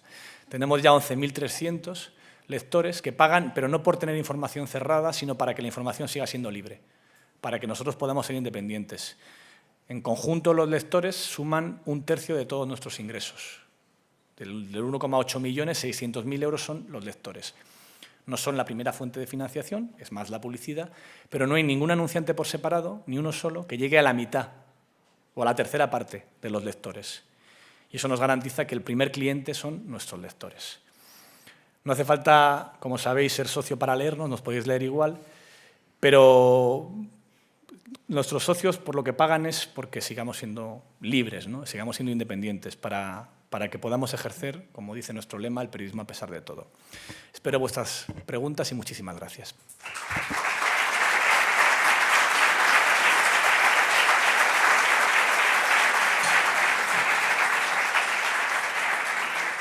Pues si tenéis alguna pregunta, levantáis la mano y yo me acerco.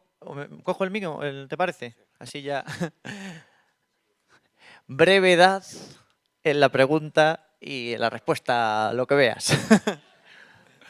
Haré todo lo posible. Buenas tardes, Ignacio. Buenas tardes. La pregunta breve. Esta es la tercera edición y en las dos ediciones anteriores se tocó el tema de la prensa escrita o de papel versus la digital. Seguimos sin saber un modelo de viabilidad para esa prensa digital. No es verdad. Es que el diario.es es rentable. Lo he dado los datos antes. Es rentable, pero no este año. Es rentable también del año pasado.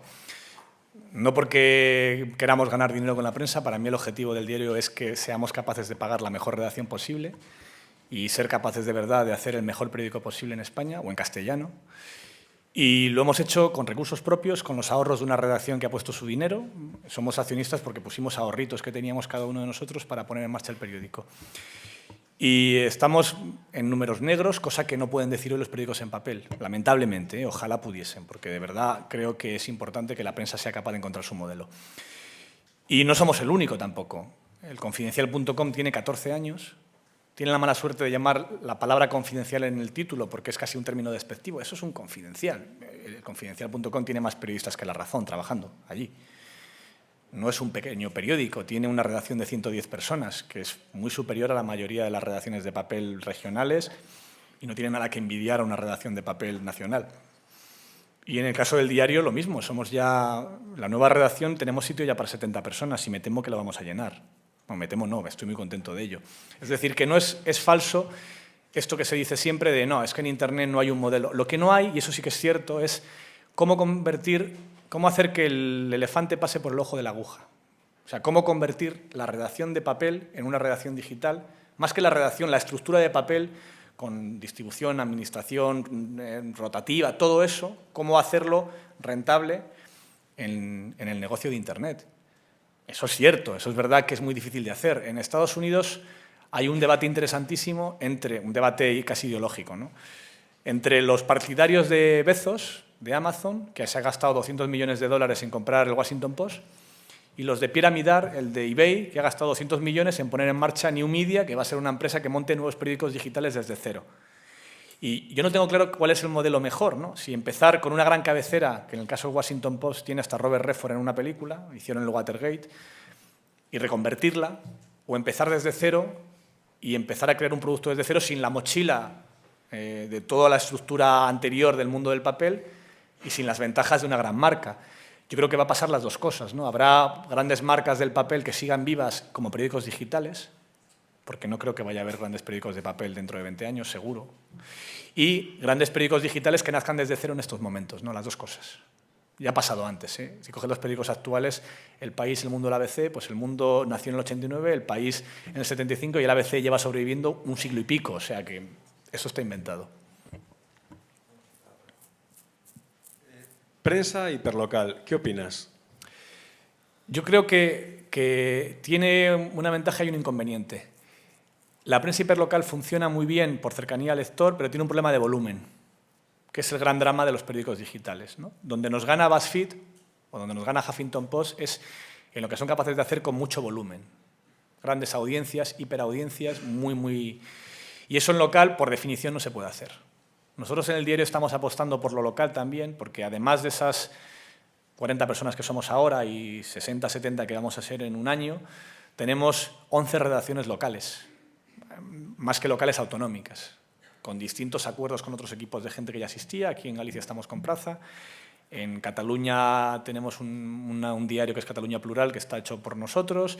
En Galicia, en el País Vasco, el Diario Norte. En Canarias, con otro periódico que ya asistía, Canarias Ahora. En Andalucía, en Navarra, en Extremadura, en Castilla-La Mancha, en Murcia.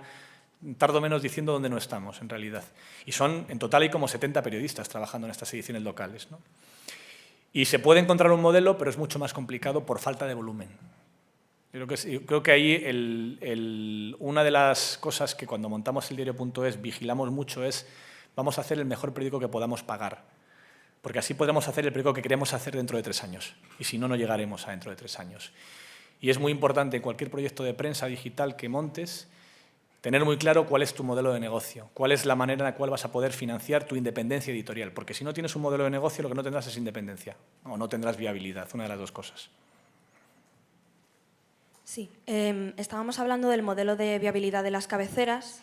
Mi pregunta es el modelo de viabilidad de los nuevos periodistas que intentamos hacernos un hueco cuando todo se está destruyendo y quedan un poco migajas. Yo creo que es el momento más difícil para los nuevos periodistas por 2 razones. Primero, porque sois muchos, en el sentido... A ver, cuando yo estudié yo tampoco que sea del Pleistoceno medio, yo estudié en el 95, había relativamente pocas facultades de periodismo. Empezó habiendo solo una en España, la de la Complutense de Madrid. Ahora hay, creo que son 30 o 20 y tantas, no sé, muchísimas. Y el número de licenciados periodistas que salen al mercado es varias veces superior a todo el total de periodistas que estamos trabajando, con lo cual eso complica mucho que un joven periodista, un licenciado o un estudiante de periodismo consiga encontrar un hueco profesional. Las ventajas, que jamás en la historia de la prensa ha sido tan sencillo para un periodista hacer las cosas tú mismo. Jamás. Nunca antes. Porque antes era como, no sé, como cuando yo me dedicaba a la música, necesitabas que te diese una oportunidad una discográfica, ahora ya no. Ahora te la buscas tú y si consigues hacer algo que interese a la gente, da igual que en Warner Chappell o en BMG Ariola digan que tú sí, tú no, da lo mismo. No existe una barrera de entrada para el talento, no está. Si tú eres capaz de aprovechar eso para crear tu micromedio, tu Twitter de éxito, tu periódico hiperlocal, tu medio especializado en mascotas o en educación o en sanidad o en lo que sea, tendrás un hueco. Mi propia carrera es un poco ese reflejo. Yo empecé trabajando haciendo información de tecnología e Internet. Primero hacía información de ciencia y luego en el 2003 abrí un blog, escolar.net, que empezó siendo un blog de tecnología.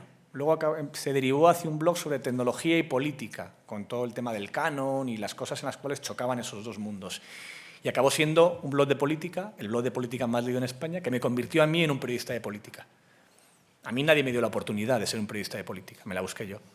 Pero porque tenía la posibilidad de poner en marcha un medio o un micromedio, como era un blog, sin que ninguno de mis jefes me diese la orden o el permiso. No hace falta, y eso ahora lo podéis aprovechar. Pues perdonad, pero no tenemos tiempo para más. Lo aprendimos en el Ministerio del Tiempo, el tiempo es el que es. Y estaríamos siglos escuchando y haciendo preguntas, porque me imagino que os habrá quedado alguna en el tintero, pero tenemos que pasar a la siguiente parte del Congreso. Muchísimas gracias, Nacho. Gracias a vosotros.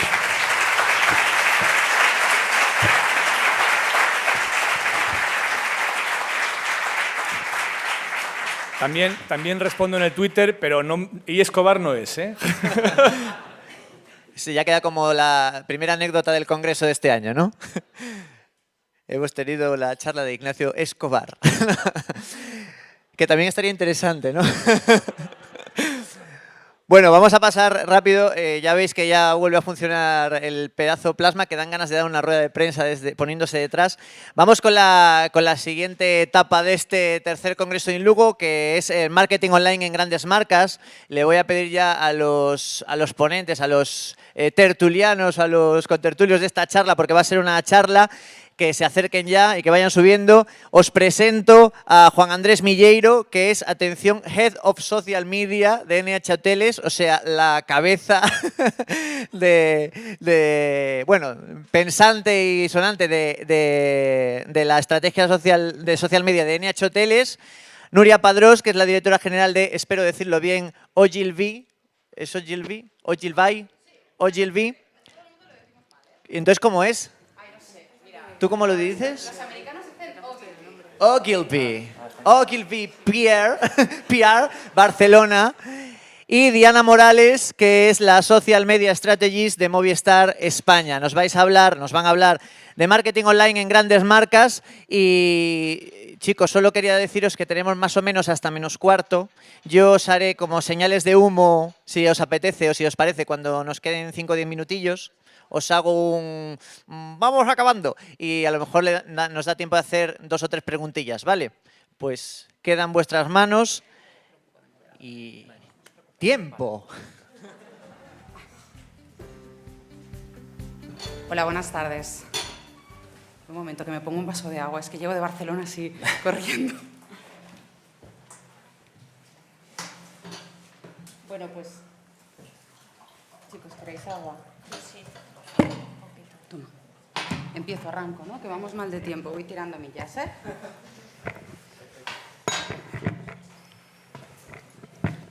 Bueno, pues como os decía, estamos aquí para hablar hoy de lo que hacen las grandes marcas en el marketing digital. Estoy aquí rodeada de 2 titanes, me siento muy segura. Vamos a empezar, si os parece bien, os contaremos un poquito quiénes somos nosotros, porque a las marcas para las que trabajamos ya las conocéis. Y después lo que habíamos pensado es que cada uno de nosotros, empezando Juan, ¿verdad?, luego Diana y luego yo, os vamos a explicar un poquito cómo nuestras marcas o nuestras disciplinas, qué trabajos hacen en el marketing digital, ¿no? Juan nos va a hablar un poquito más de temas de medición, que es algo que por lo poco que he podido hablar con él le tiene muy preocupado, muy interesado, le gusta muchísimo y nos va a convencer de que todo es medible, ¿verdad que sí? Y Diana nos va a explicar, ella es la chica que sabe quién es la persona que nos contesta cuando decimos Telefónica me ha dicho que no sé qué. Todo cosas buenas. Todo cosas buenas. Y nos ha traído una presentación muy chula y nos va a hablar, creo que, de temas editoriales y también de crisis. Que a mí la parte de crisis que el otro día dijiste, si es muy larga la quito, no la quites, vale, porque es muy chula. Vaya. Yo creo que a todos nos interesa mucho cómo resuelve, bueno, oír, escuchar cómo resuelven las crisis de comunicación las grandes marcas, ¿no? Porque es de verdad en la arena donde se ve cómo trabajan, ¿no? Bueno, pues entonces, haciéndolo muy breve. Buenas tardes. Yo soy Nuria Padrós, soy directora general de Ogilvy Public Relations en Barcelona desde diciembre del año pasado, hace muy poquito. Mi pasión son los contenidos y trabajando en los contenidos he ido pasando de un lado a otro de la fina línea que divide, fina pero línea, que no, si no Nacho me va a regañar, que divide los medios de las agencias de relaciones públicas. Yo soy periodista analógica y me convertí en digital con ADN.es. Es un periódico digital del que, bueno, espero que hayáis oído hablar, que todavía no se haya olvidado. Lo fundé y lo dirigí durante un par de años, hasta que cerró en 2009. Fue el primer medio que barrió la crisis, lamentablemente luego hubo más. estoy aquí para hablaros de cómo trabajamos las agencias con grandes marcas en temas de marketing digital. Llegué ayer de Atenas, donde estuvimos reunidos todos los directores generales de Ogilvy Public Relations de Europa, Asia y Oriente Medio, y os traigo algunos casos de allá. Pero bueno, yo vengo aquí con muchísimas ganas de escuchar a Juan y a Diana, porque ellos son los que tienen de verdad el contenido de la marca. Bueno, gracias, Nuria. Buenas tardes, Lugo.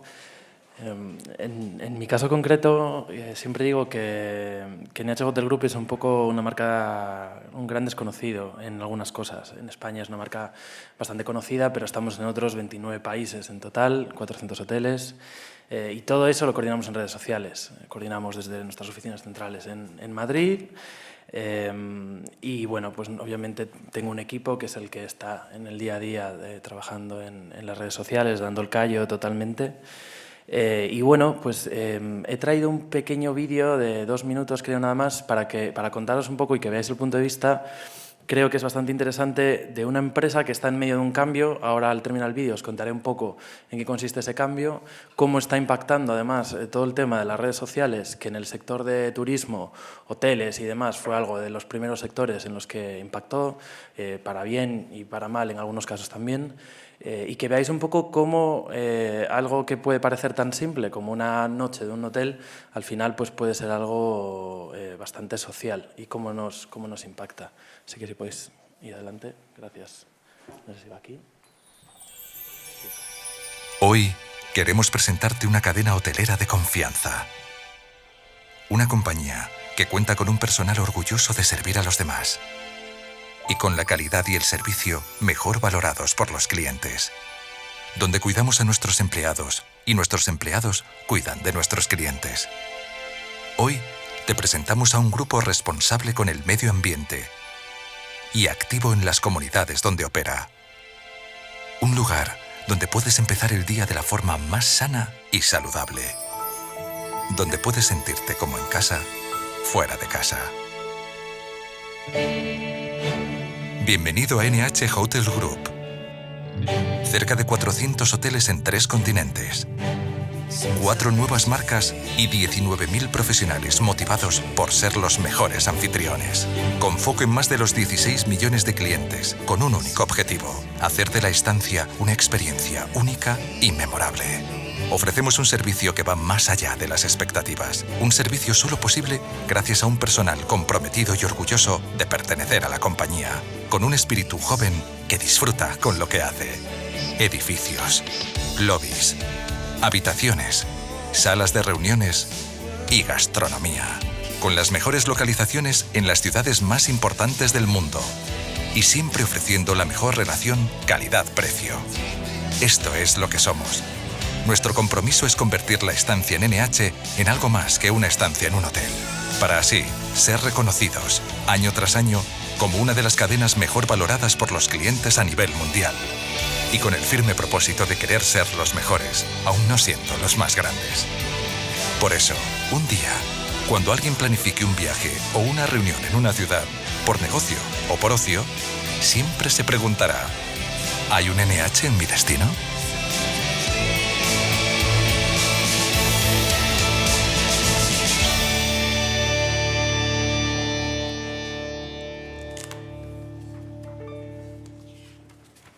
Bueno, esto que habéis visto, tanto al inicio como al final, es un poco el componente social que en nuestro caso nos impacta en gran medida. Para que os hagáis una idea, de los 400 hoteles, todos los directores de nuestros hoteles tienen un variable en su sueldo que depende de las opiniones que los huéspedes, vosotros, dejáis en sitios de reviews como TripAdvisor, en Internet. Por tanto, al final, el impacto que puede generar el director de hotel, al final, repercute en estos medios sociales y al final repercute en su salario, ¿no? En nuestro caso, tenemos un componente de medición, como indicaba Nuria, bastante importante, porque nosotros estamos en medio de un plan radical de cambio de la compañía, en un plan de 2013 a 2018, por tanto estamos en la mitad, con 24 iniciativas, que algunas pues, nos impactan en redes sociales. Y nosotros en las redes sociales las vemos como desde 3 puntos de vista. En primer lugar, el contenido, que al final pues es contenido que la marca publica, pero que también los huéspedes publicáis cuando estáis en un hotel y subís una foto a Instagram, por ejemplo.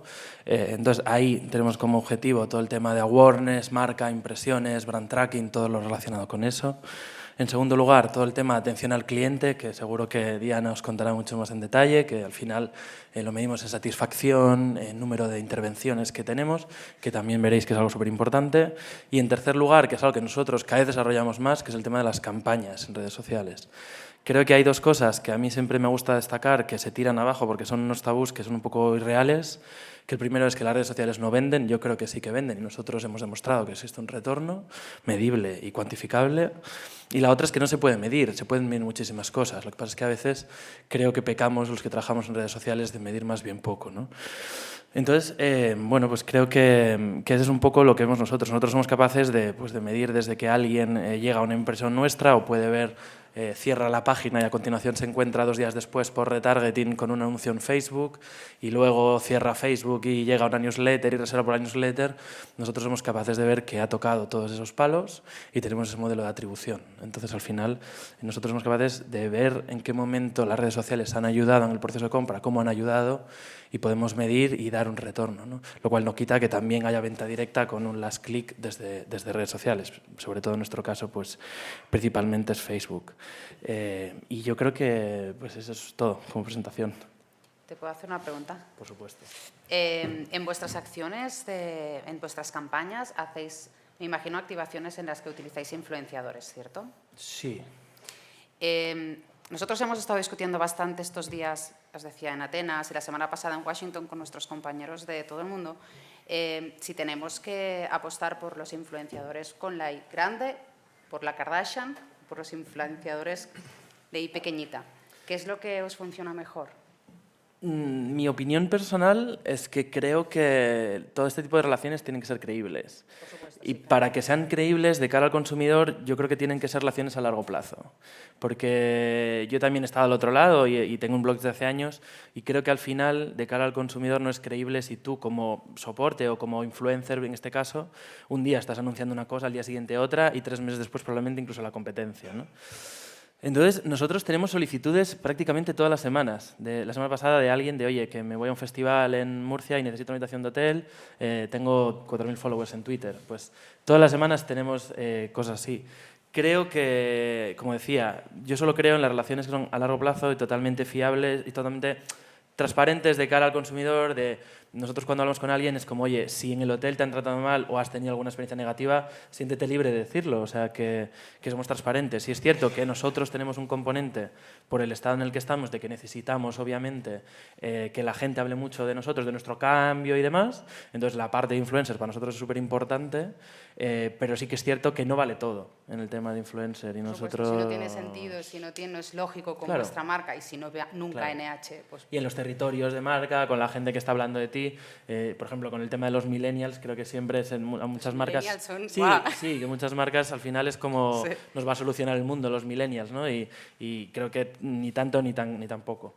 Entonces, al final, creo que solo triunfa un poco lo que es creíble y lo que tiene sentido y encaja, ¿no? Encaja la marca, encaja la persona y los dos están cómodos ahí. No creo que por llevar a alguien a un evento y que esa persona tuitee, no creo que vaya a ser realmente creíble de cara al consumidor.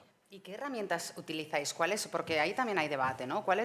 ¿Qué medís y cómo lo medís? ¿En influencers o en todo? No, en todo, en vuestras Pues, redes sociales, en vuestra gestión. Pues nosotros tenemos un sistema con Google Analytics Premium, o sea, tenemos un sistema bastante avanzado, y con DoubleClick también de partner, por lo cual nosotros tenemos traqueado pues, todo el momento en el cual un consumidor llega a alguna de nuestras propiedades en Internet, en webs, en blogs, etcétera, que tenemos propios, y traficamos, obviamente, todos los links que tenemos en redes sociales, pero obviamente además también hacemos medición, por ejemplo, si el volumen de gente que puede hablar de NH sin mencionar a los usuarios de NH en redes sociales. Por tanto, como te decía, nosotros tenemos 3 patas, que es contenido, redes sociales y campañas. Y pues bueno, en contenido sí que normalmente, aunque también podamos medir retorno en ventas, somos conscientes de que principalmente es awareness, es impresiones, el brand tracking que pueda hacer estudios, que puedas ver un poco generación espontánea de marca, etcétera, etcétera. Y en campañas donde vamos más a ventas. En campañas hacemos pues desde retargeting, audiencias avanzadas de nuestra base de datos que podemos cruzar y ver. Ahí hay creo que un camino increíble por recorrer y ahí obviamente medimos visitas, ventas, interacciones. Y una última pregunta. Claro. ¿Cuántos sois? ¿Cuántos somos en mi equipo? En tu equipo, sí. Pues en Madrid ahora mismo estamos 2 personas y tenemos una agencia que nos da soporte. Y luego tenemos equipo en Madrid, que es el que se encarga también en otra oficina de Madrid, Portugal, Andorra. Tengo otra persona que está en Milán, que se encarga de Italia, otra persona que está en Berlín, que se encarga de Europa Central, otra persona en Ámsterdam, que se encarga de Benelux, y otra persona en Buenos Aires, que se encarga de Argentina, y otra en México, que se encarga de México y Colombia. Es indispensable estar ahí. Sí, sí, cada mercado además tiene su presencia, sus hoteles, cada vez más los hoteles de 200, 30 habitaciones para arriba ya quieren estar en redes sociales y sí, sobre todo tienes que estar coordinado para al final dar una imagen homogénea, establecer unas políticas y que todo tenga cierto sentido independientemente en el mercado que estés. No sé si Diana quiere preguntar algo.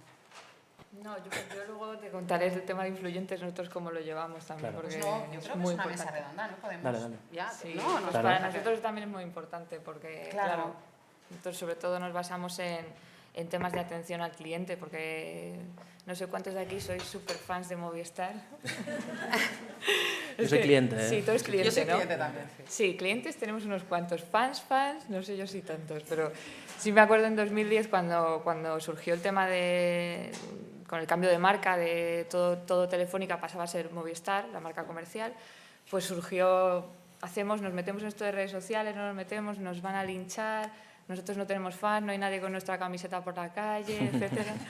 Y bueno, al final pues una pandilla de locos decidió que sí, que debíamos de estar y ahí estamos. Y claro, nosotros por mucho que nos planteemos un plan editorial y un montón de campañas estupendas y maravillosas, al final como no tengamos la atención al cliente perfecta, que es lo que nos está demandando todo el mundo, no podemos ir más allá. Entonces, igual que dice Juan, para nosotros el tema de la medición casi es ya una locura y llega al punto de que medimos absolutamente todo, no solo los leads que generamos o las visitas a la web o las ventas o en qué medida aprovechamos esto pues, para la venta, sino también cuánto tardamos en atender al cliente, cómo lo estamos atendiendo, qué es lo que nos está reclamando. Y lo que hace 5 años era un poco, pues eso, para dentro de la compañía, una panda de frikis que se encargan de atender a otros frikis, pues era así. Se ha cambiado muy rápido. Ahora mismo el director de turno es el primero que te dice, oye, ¿qué están diciendo Twitter de lo que acabamos de lanzar? ¿No? Claro. Entonces ese es un poco el cambio. Y también lo comentaba Nacho, de la liga de fútbol y la liga de baloncesto, pues yo me siento un poco igual siempre, ¿no? Parecía la tele, todo lo que se comunica en tele, todas las campañas de tele era lo importante y luego lo demás eran redes sociales que era lo último. Y ahora de pronto está siendo un poco al revés, ¿no? Sí, nosotros nos hemos encontrado a veces, y ya no digo solo en Ogilvy, en clientes o marcas más pequeñas, obviamente, que te dicen, bueno, es que a ver si nos podéis ayudar con esto de las redes sociales, porque ahora lo vamos haciendo un poco nosotros, pero queremos hacerlo más en serio, ya queremos ir ya tal, profesional y tal. Y les preguntas, bueno, ¿y cómo lo lleváis ahora? Bueno, la chica que tenemos en la recepción va haciendo a ratos, y esto marcas que te quedas como, ¿en serio? O sea, que es hasta ahora hay marcas que no le dan importancia, sorprendentemente, cada vez menos, ¿eh? Sí, depende un poco de la madurez digital, pero sí que es cierto que sí, normalmente el que se encarga es el que, bueno, al final es el que es un poco más activo en ciertas cosas. Pero sí que es cierto, y continuando un poco algo que mencionaba Nacho en la anterior mesa, es el tema de que nunca ha sido tan fácil tener presencia digital o llegar a ciertas personas, ¿no?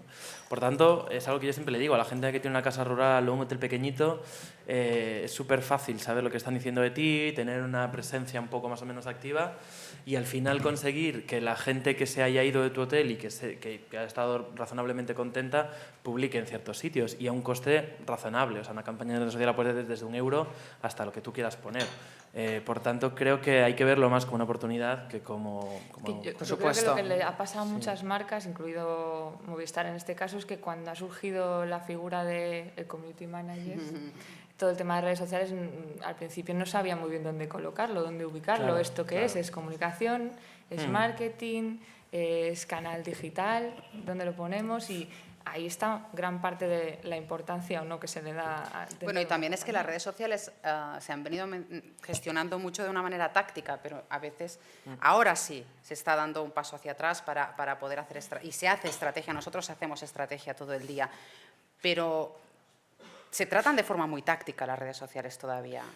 No tú, ¿eh? No, pero en muchos casos tienes razón. En mi caso yo venía de agencia, pero en 2010 fui la primera persona que entró para trabajar en redes sociales a nivel interno en telepizza.es. Estamos hablando de 5 años, que en redes sociales es una barbaridad. Sí. Y es cierto que digamos que fue mi anterior experiencia corporativa y desde aquella hasta ahora no tiene nada que ver el enfoque internamente de las empresas de redes sociales. A nivel incluso presupuestario, que es donde se demuestra la apuesta de verdad de las empresas, claro. Pero es cierto que las redes sociales al final es difícil porque en algo como una compañía grande donde hay tantas cosas estancas, las redes sociales son como algo líquido, que al final impactan a muchísimas cosas y al final, lo hablaba el otro día, que muchas veces necesitas conseguir meter a gente de tu compañía en redes sociales, bien que interactúen en tus canales o bien que ellos se abran su presencia, ¿no? Eso es lo que más cuesta. Casi. Claro, pero es lo más variable para el cliente, ¿no? Que a veces incluso hay compañías que tienen su CEO en redes sociales y la gente le escribe al CEO y le dice, oye, tengo un problema con esto y arréglamelo tú, o pasar antes con el alcalde de Lugo.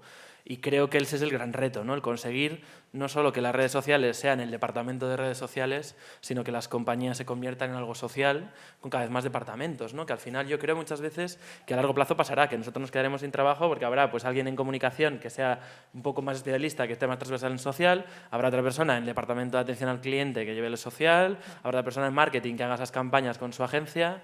Y no será algo propio de un departamento, sino será algo más cross a distintos departamentos. Esta transversalidad que tú comentas, y me salto también a lo que iba a decir luego, pero que ahora tiene más sentido, incluso nosotros como agencia, tenemos muchas agencias tienen la parte de social o digital aparte, como una división aparte.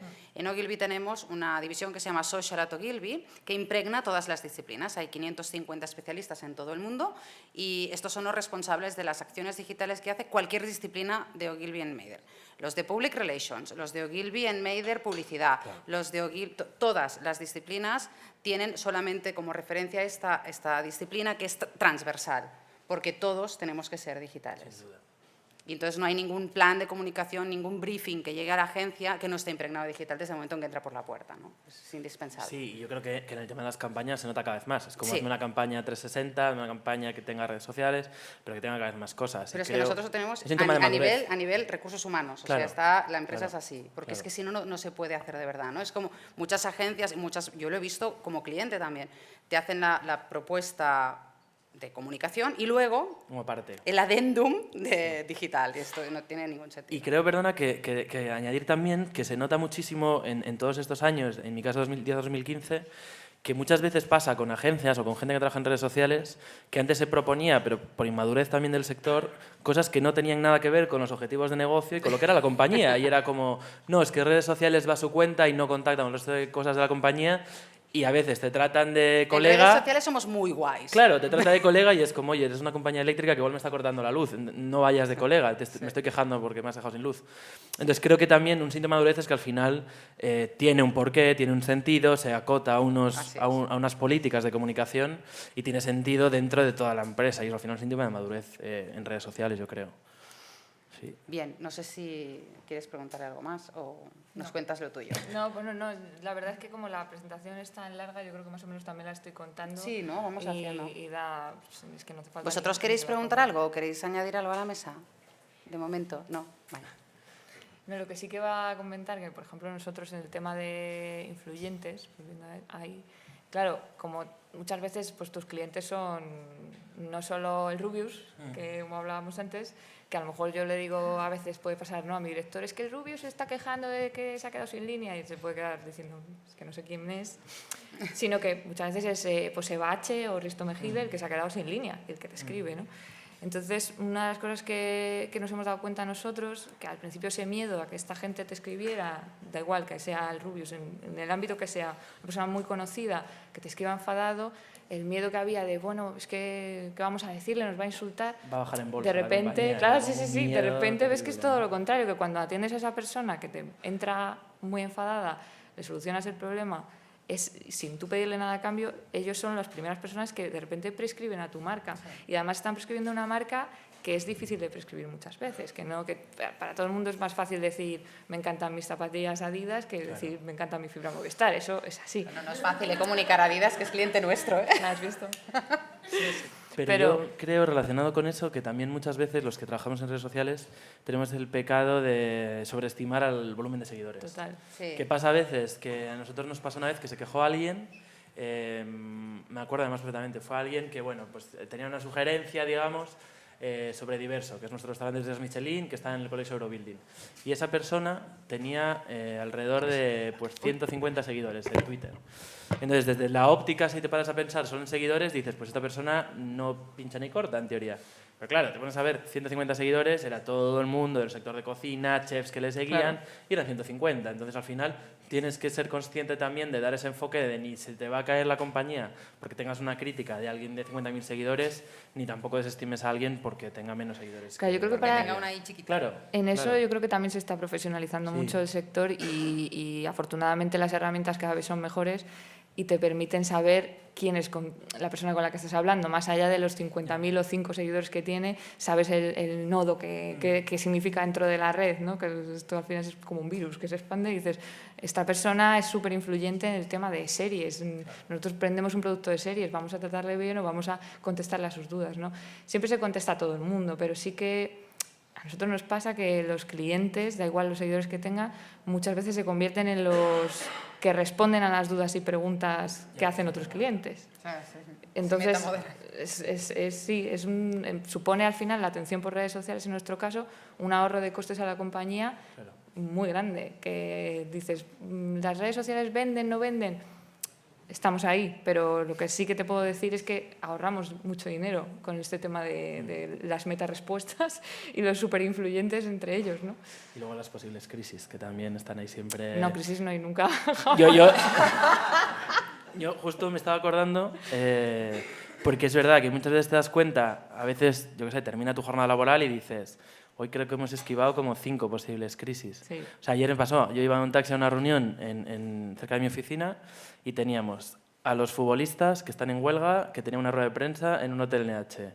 En Holanda teníamos un acuerdo con un 3 estrellas Michelin para anunciarlo por la noche que me los había filtrado por la tarde.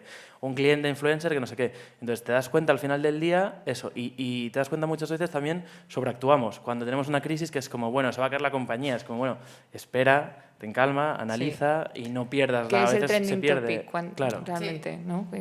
Claro. Todos, eso somos trending topic. Cuando es algo bueno, entonces lo pones como... Cuando es algo malo dices, bueno, pero esto mañana se les ha olvidado, no pasa nada. Sí, había un tuit por ahí muy bueno, no me acuerdo de quién era, que decía algo así como... creo que es Ricardo Castella, me estoy acordando, y decía un día por la mañana puso un tuit que era, bueno, vamos a ver de qué podemos hablar hoy para ser graciosos en Twitter. Entonces al final como que todos los días hay una cosa nueva y muchas veces pensamos que no, es que esta crítica se nos va a quedar 4 años, ni tanto ni tampoco. Al final sí que es cierto que es una crítica que hay que mejorar, hay que evaluarla, pero que no sobreactuemos muchas veces como marcas ni perdamos la locura, porque a veces nosotros somos los que estamos más en contacto con esas críticas, no por ver 20 nos volvamos locos, pues al final hay un contexto y el mundo sigue rodando, ¿no? Más allá de la gestión reactiva de las redes sociales, que hay mucho trabajo de gestión reactiva, hay un trabajo muy planificado que a veces es mucho más oscuro, que tiene mucho menos brillo, pero que vosotros trabajáis muy bien y que sí que nos podrías explicar todo el tema del calendario editorial. Claro, nosotros siempre decimos que tenemos los clientes de fuera, que sois vosotros, y luego están los de dentro. Que siendo una compañía tan grande con tantos productos y tanta diversidad, todo el mundo quiere aparecer en redes sociales porque es gratis, ¿no? Entonces tenemos un poco que satisfacer todo y hay muchas veces que te piden dentro de la casa que comuniques cosas por Twitter, por ejemplo, que dices, pero es que yo no puedo comunicar que ahora tu teléfono fijo 20 euros en la tienda más cercana. No, déjame que comunique las cosas de otra forma. Entonces es una labor interna de muchísima concienciación, de explicar que los tiempos también en redes sociales, que las cosas son para ayer, que no puedes contar un producto nuevo cuando ya ha salido una nota de prensa hace 5 horas y tal, o se ha filtrado, y esto pues poquito a poco sí que ha ido cambiando también a través de mucho trabajo, y luego los propios usuarios y clientes son los que te ayudan en la mayoría de los casos a saber qué interesa, qué no, qué puedes contar. ¿Cómo lo hacéis? ¿Cómo hacéis el plan editorial? Nosotros recogemos todas las peticiones internas, evaluamos dónde tiene cabida y dónde no, pero luego también a través de las mediciones estas tan locas, que la verdad que estamos un poco ahora enloquecidos con medirlo todo, vemos qué es lo que ha ido interesando. Lo siento, pero tienes razón, ¿eh? Sí, sí, totalmente. Lo difícil es seleccionar qué datos elegir. Sí, exacto, porque es una borrachera de datos. Sí, pero al final, el otro día nos pasó, ¿no? Dices, tienes que comunicar que Spotify está al 40% de descuento y lo comunicas y muy bien, fenomenal. Pues tienes tantas ventas. Pero resulta que si te metes en la conversación de 2 youtubers que en Twitter tienen la leche de seguidores y muchísimo engagement y que te llevas bien con ellos y que hay buena relación y les están hablando justo de Spotify y les contestas un poquito de spam, ¿sabéis qué tal? Y esta gente de repente te lo retuitea, ¿qué nos pasó? Pues resulta que ese tweet, que ha sido simplemente una respuesta así de, en plan broma a 2 personas, ha tenido muchas más ventas y repercusión que tú has planificado con todo tu cariño desde hace un mes. Entonces, muchas veces esto es estar en el momento, en el lugar y apropiarte. Sí. El famoso real time. Que nos obliga a cada vez ser más ágiles en el mercado. Claro. O sea, nosotros nos pasó hace 3 semanas, un cliente llega a un hotel, y en un hotel más pequeño fuera de Madrid, para un hotel casi de aeropuerto. Y ese hotel no tenía ni bar ni restaurante, tenía unas máquinas de vending, un hotel muy pequeño. Llegó y puso un tuit pues como a las 8 de la tarde. Qué rabia llegar a Madrid porque además hace frío y este hotel te voy a salir a cenar. Y venía una persona, venía a un congreso. Lo detectamos, hablamos con el director del hotel y le subieron un plato de queso y algo de embutido a la habitación. Entonces, claro, sin decirle nada al cliente, a los 10 minutos vimos la foto del chico, le habían subido el plato y puso como, hostia, qué sorpresa NH, no sé qué, sin mencionar a NH en ningún momento. Entonces, al final, creo que es lo que digo, que al final tenemos más oportunidades que cosas en contra. Entonces, usándolas bien, creo que podemos conseguir que nuestros clientes estén mucho más contentos y, sobre todo, lo comentabas con el tema de crisis, convertir a alguien que está muy cabreado con la compañía en un prescriptor. Es súper fácil, súper barato y es algo increíble para la compañía. Y cuando lo ves y la gente de Customer Care lo tiene súper trillado, con las redes sociales es mucho más fácil, ¿no? Y creo que puedes conseguir fidelizar a la gente y gente que antes no seguía la marca la vuelva a seguir y la recomienda en su entorno más cercano. Total. Sí. Y como marca, ¿cuáles son vuestros principales objetivos? ¿Cuáles son los objetivos que tenéis fijados en vuestra estrategia de redes sociales? Pues como te decía, yo vengo de un background de agencia y por suerte o por desgracia cuando trabajas en agencia es extraño el caso de las empresas que tienen una visión a medio o largo plazo. Normalmente, por desgracia, las empresas tienen una visión hasta el próximo anuncio de resultados o el próximo trimestre, ¿no? Así es. Y es terrible. Por suerte en NH, como te decía, en 2013 hubo un cambio 360 grados brutal en la compañía, nuevo accionariado, nuevo consejero delegado, y se fijó un plan de 2013 a 2018. Nuestra visión, que salía antes en el vídeo, era conseguir que la gente cuando llega a una ciudad se pregunte si hay un hotel NH en su ciudad, tanto nuestra marca Now como Collection, Xperia o Hotels. Entonces, al final, tenemos que conseguir trasladar ese cambio de que algo está pasando en la compañía, que los hoteles han cambiado, que tenemos a David Muñoz, 3 estrellas Michelin en nuestros hoteles, cocinando todos los días, etcétera, etcétera, ¿no? Entonces, al final, tenemos que conseguir comunicar ese cambio y, al final, hay algo bueno que es que cuando una empresa cambia, es mucho más fácil cuando cambia el producto y tú lo comunicas, porque muchas veces se comunica un cambio que el cambio no es real para el cliente, ¿no? Y te acaban pillando en redes sociales especialmente tarde o temprano. Entonces tienes la suerte de que al final el producto va cambiando y hay muchísimas marcas hoy en día que lo están haciendo bastante bien y lo notas, que el producto que está cambiando y al final es mucho más fácil conseguir empezar a construir sobre ello, comunicar ese cambio y conseguir que más gente venga a nuestros hoteles y se dé cuenta de que están cambiando a mejor. ¿Y vuestro objetivo, vuestros objetivos de social media? Bueno, el objetivo principal es la satisfacción del cliente para nosotros, ¿no? El mayor número de seguidores para nosotros significa algo que estamos haciendo algo bien, porque un poco antes, como explicaba, hace 5 años la gente llegaba a Twitter y nos mencionaba cabreada sin pensar que ellos íbamos a contestar y ayudar, y ahora hemos pasado al nivel de que ellos directamente tratan con nosotros a veces de manera privada, a veces mencionándonos sin más, para que tratemos su problema sin pasar por 1004 o por otros canales, porque piensan que es su canal de atención favorito o es en el que se sienten cómodos porque ya nos conocen. Bueno, y mi experiencia como usuario es que sois muy ágiles.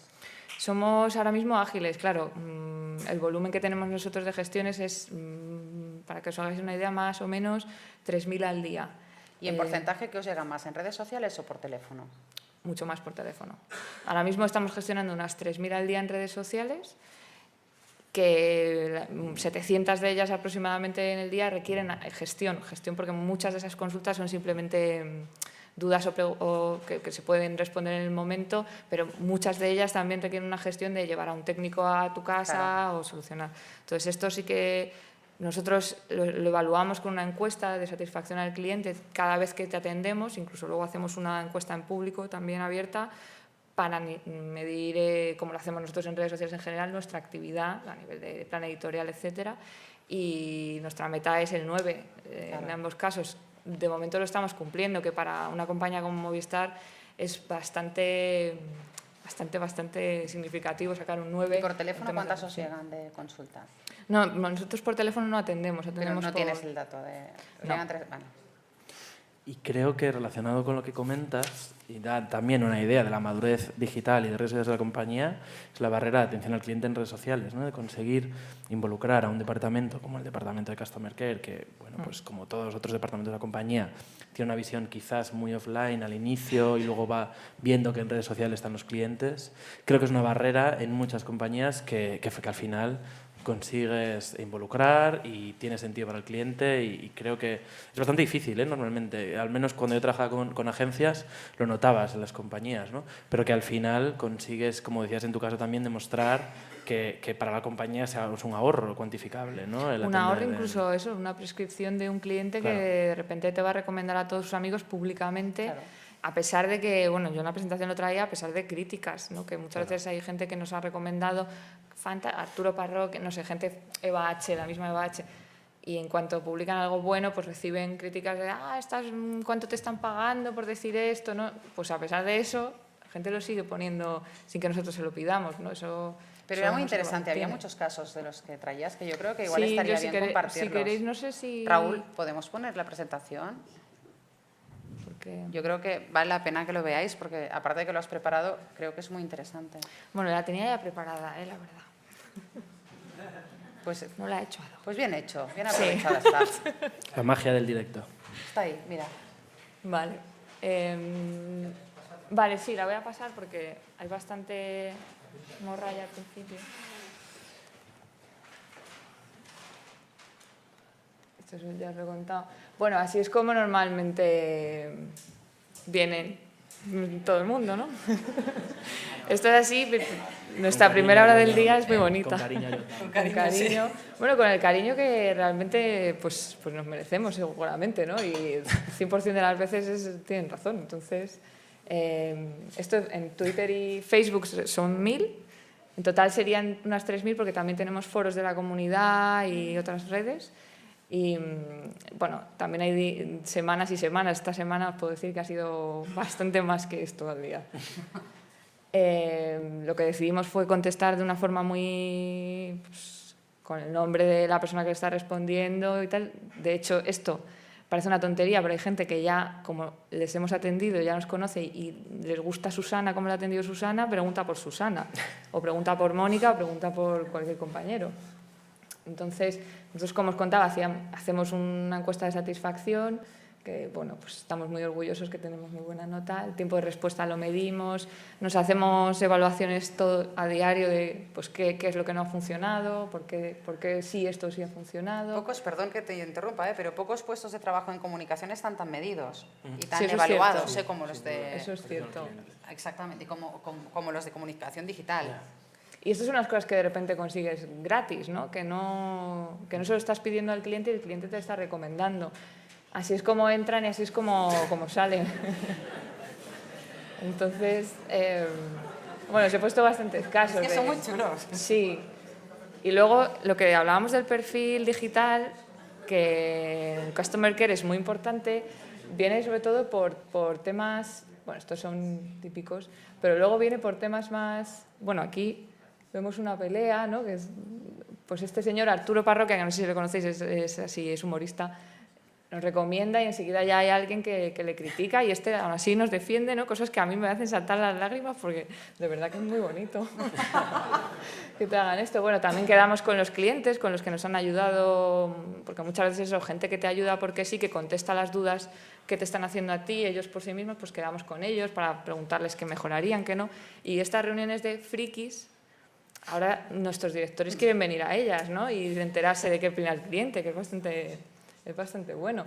Bueno, medimos todo aquí, las locuras nuestras, nuestros recursos que ya me interesan. Y esto es lo que hablamos del plan editorial. Si eres Justin Bieber, pues mira, es que hagas lo que hagas, lo tienes fácil. Nosotros como Movistar, es como, ¿cómo molamos ahora, no? ¿Cómo podemos molar siendo Movistar? Bueno, hacemos concursos, pues, cuidamos mucho el SEO, pero cuando nos entran este tipo de preguntas, es buenísimo esto. Lo que tenemos es un equipo de gente preparada. Claro, intentamos que haya gente preparada. El bagaje digital que decimos es súper... Pero luego tiene que ser un poquito frikis, que si no... Esto también es muy típico. Y bueno, pero la respuesta es muy buena. La respuesta es... Aprovechamos una foto nuestra de la oficina y la verdad que una respuesta puede llegar a tener 107 retweets. Entonces es un poco que dices, bueno, si es que al final el plan editorial, por mucho que lo cuides, es que tienes que estar en el día a día, ¿no? Movistar... Aquí, bueno, el Mundo Today son superfans nuestros y nosotros de ellos, todo hay que decirlo. Y siempre nos dedican maravillosos artículos de este tipo. Y bueno, les contestamos, ¿no? Con una nota de prensa que nos hacía ilusión sacar, porque nosotros nunca sacamos notas de prensa. Y bueno, es que al final una nota de prensa, esta tontería tiene 257 retweets, que para nosotros es un volumen muy grande. Y luego genera un debate, ¿no? Claro. De gente que te dice, pues me ha gustado mucho esto que habéis hecho, y gente que de repente dice que por qué Movistar tiene que ser gracioso cuando... No, tienes que putear y ya está. Es como, bueno, déjame, si puedo serlo, ¿no? Aquí tenemos más, una respuesta nuestra. Y al final es eso, generas un debate y los blogs hablan de ti y es todo gratis, que hablábamos. Estos también son nuestros experimentos del día del orgullo friki, contestar en plan Yoda a los clientes, que hubo gente que, hombre, obviamente no le sentó muy bien porque no lo entendía, pero... ¿Quién era que lo celebró? ¿Era Risto que lo celebró? No, Risto justo ese día nos entró y dijimos, ostras, a Risto igual no le tenemos que contestar como Yoda, porque estábamos contestando a todo el mundo así, pero dijimos, bueno, mira, si lo hacemos con todos tendremos que contestarle así. Y le hizo gracia. Le caímos en gracia ese día, luego ya otros no. Pero bueno, estuvo bien, nos recomendó gente bastante potente. Así nos reímos nosotros y nos divertimos. Porque ¿cuántos sois? Somos ahora casi 20 personas, digo casi porque tenemos gente fuera, por ahí rotando por otros países. Pero luego aparte tenemos un equipo de gestión técnica que son los que realmente llevan al técnico a tu casa y tal cuando tu caso lo requiere, que también tienen un bagaje digital grande porque en muchos casos contestan directamente o llaman al cliente cuando lo requiere porque tenemos turnos, estamos los fines de semana, en fin. Hablas de casi 20 en España. Sí. ¿Y a nivel internacional cómo lo gestionáis? Porque es interesante, debe ser complejo. A nivel internacional no lo sé, porque yo llevo solo España, que ya me parece una locura, pero es que a nivel internacional yo sé que, por ejemplo, en Movistar Argentina esto es un volumen mucho mayor de gestiones. Yo no sé si alguien quiere hacerle alguna pregunta a Diana. O alguna queja ahora que la tenéis aquí. ¿Tenemos que ir cortando? Sí, creo que también tenías tú. Sí, yo tengo un par de vídeos que yo creo que está bien. No, yo no me voy a enrollar mucho, yo voy a hacer un poco de agencia. Muy bien. No os voy a explicar cómo trabajamos, bueno, me imagino que sabéis cómo trabajo en agencia, os lo podéis imaginar, lo sabe perfectamente. Unos horarios fantásticos. Maravilloso, yo, Muy vamos, bien. tengo unas vacaciones geniales. Sí. Genial, No tengo ni tiempo de tuitear, no tengo tiempo de nada. En la agencia, cuando nos viene un cliente, cuando tenemos un cliente que ya está en casa y nos pide apoyo, nosotros evidentemente podemos gestionar las redes sociales en el día a día, pero es lo que menos hacemos y lo que menos sentido tiene que hagamos. En realidad, veis que hay tanto de real time en la atención de las redes sociales que al final o tienes el conocimiento en el ADN de lo que es la marca o es muy difícil hacerlo bien. Esto por un lado. Básicamente lo que nosotros hacemos y donde yo creo que aportamos un valor diferencial es en dar ese paso hacia atrás que a veces en el día a día la marca... Estamos llenísimos en el día a día. Claro. Y vuestra labor al final es la de sacarnos y decir, hey, piensa y mira dónde estás. ¿Quieres ir allá? ¿Necesitas ir allá? Tú me has dicho que tienes estos 4 objetivos, yo creo que tienes 3 más, ¿qué te parece? Y vamos juntos, ¿no? Vosotros no sois los que salís a las 6 de la tarde y decís, bueno, me pongo a trabajar ahora porque llevo 5 reuniones en el día. No, claro. Claro, entonces vosotros sois al final los que sí nos sacáis de ese día a día y decís, oye, para piensa... nosotros el día es para ti. Claro, Esta es la diferencia. Claro. Entonces, lo que hacemos nosotros es aportar este apoyo estratégico y esta visión desde fuera. Que, bueno, yo siempre hago la broma y digo que las agencias al final somos los señores que vienen y te pedimos el reloj para darte la hora. No es así, pero sí que intentamos dar este apoyo y yo creo que lo conseguimos bastante. Os he traído 3 ejemplos, 2 en vídeo y uno que os lo explicaré muy rápido, no te preocupes. Los 2 en vídeo, me gusta traeros ejemplos de la red internacional porque si son de aquí igual ya los habéis visto y no tienen tanto valor, ¿no? Podemos poner primero el de Coca-Cola. Antes de que lo pinchen, un segundo. Coca-Cola es cliente de Ogilvy en Oriente Medio desde hace tiempo y aunque parezca fácil hacer comunicación para Coca-Cola o para marcas así como tú decías, mola mucho Adidas o mola mucho, yo qué sé, NH. Justin Bieber o NH, ¡buah! Y es muy fácil. En realidad, a veces no es tan fácil porque son marcas que están dotadas de tantos contenidos que tienes que hacer algo diferencial y que realmente tenga sentido. En este caso, Coca-Cola nos pidió que incrementáramos el engagement en esa zona entre el público joven en una época complicadísima, que era Ramadán, que era como si ahora te viene NH y te dice incrementa el engagement y el diferencial para NH en Navidad, cuando lo que hacen todas las marcas es esto, intentar esto. Y les hicimos esta propuesta. In the Arab world, expectations are something we live with every day. We're expected to be engineers, doctors, or lawyers, just like our fathers, or even marry someone our parents have already chosen for us. And these are all pressures we keep bottled up. During the month of Ramadan, a time when we try to change for the better, Coca-Cola decided to go to the root of our tension, the fact that we don't tell each other how we really feel. So we invited our audience to open up, to speak the unspoken and have a real connection with those who matter to us the most. To prove that it is possible to overcome our tensions, we found 2 leading influencers who were struggling with their own inability to open up. We empowered them to tell their story, inspiring millions of their followers to have the same courage. أنا بدر فايز، تخرجت في بكالوريوس في فن الطبخ. هاي اسمي آسيا، فاشن بلوجر من الكويت. وأنا جاي من عائلة كلهم مهندسين. أبويا ما عمره قال إنه هو فخور فيا قدامي، بس يكون حلو إذا سمعتها منه. By exposing their innermost vulnerabilities for the first time, they surprised their online audience and connected with them in a profound way. بدون شك فخورين بيك. We turned their candid stories into films we shared across social media. In just 1 week, our videos received over 1 million views, with over 580,000 likes, comments, shares, and retweets. Hassan al-Zahrani from Riyadh even changed his major at university.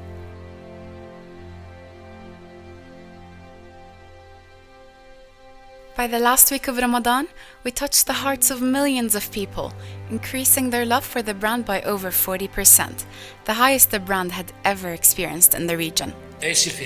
We never set out to change the Arab world. We just wanted to pave the way for stronger, more meaningful connections with the people we love. Open up. It's Ramadan.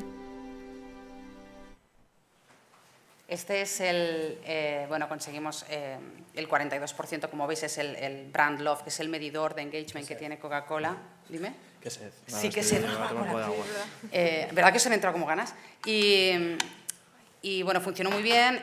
Lo que se buscaba en este caso era engagement. Nosotros cuando nos vienen las marcas nos piden o que sus usuarios, sus clientes les quieran más o que les compren más. Normalmente nos piden una de estas 2 cosas y normalmente nos piden las 2. Lo fácil, vamos. Lo fácil, sí. Y rápido. El hecho de que a mí me preocupa especialmente cuando viene un cliente y me dice que quiere vender más, porque nosotros vender directamente... Claro. no es tan fácil. Lo que podemos hacer es convertir leads, etc. Hubo un caso, que os lo cuento muy rápido, de British Airways, que es cliente de la casa de hace muchos años, que fue a la oficina de Londres, no os he traído el vídeo, y les dijo, bueno, vamos muy bien en redes sociales, tenemos un engagement muy bueno, muy bien, muchos likes, todo muy bien, pero ahora es que queremos hacer dinero con esto ya. O sea, queremos vender. Y entonces les dijimos, bueno, vale, pues dadnos una época concreta y un objetivo de negocio. Y nos dijeron, vale, queremos vender 1 millón de tickets en los vuelos de última hora que van a Brasil. Muy bien. Entonces, coincidía que era el Mundial de Brasil, se hizo toda una acción de creación de contenidos con sentido, activación de influencers con I pequeña.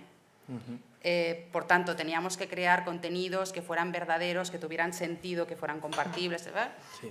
Se hizo toda esta acción, no os voy a hacer el cuento largo porque no tenemos tiempo, el objetivo que se consiguió de ventas fue no 1 millón, sino 3,2 millones de tickets vendidos. Sí se puede convertir a ventas, pero no siempre es tan rápido y tan fácil. Tengo otro vídeo que no os lo puedo fuerísima pasar. De tiempo. Pero si queréis, os lo puedo subir y lo podéis ver porque es muy divertido. Hicimos una campaña para Ciudad del Cabo que nos pidieron que querían vender más, tener más visitantes, y lo que hicimos fue mandar los perfiles de las redes sociales de Facebook de la gente a Cape Town.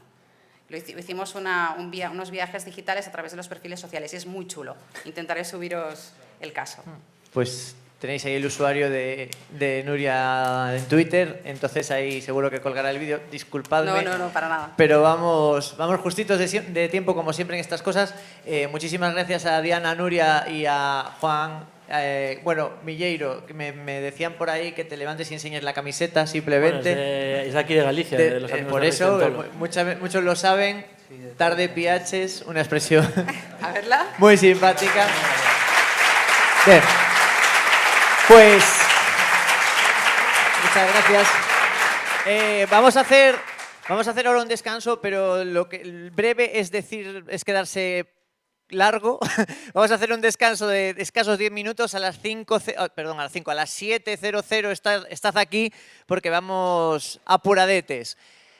Fumaos el pitillo los que fuméis y venid pronto, ¿vale? Hasta ahora.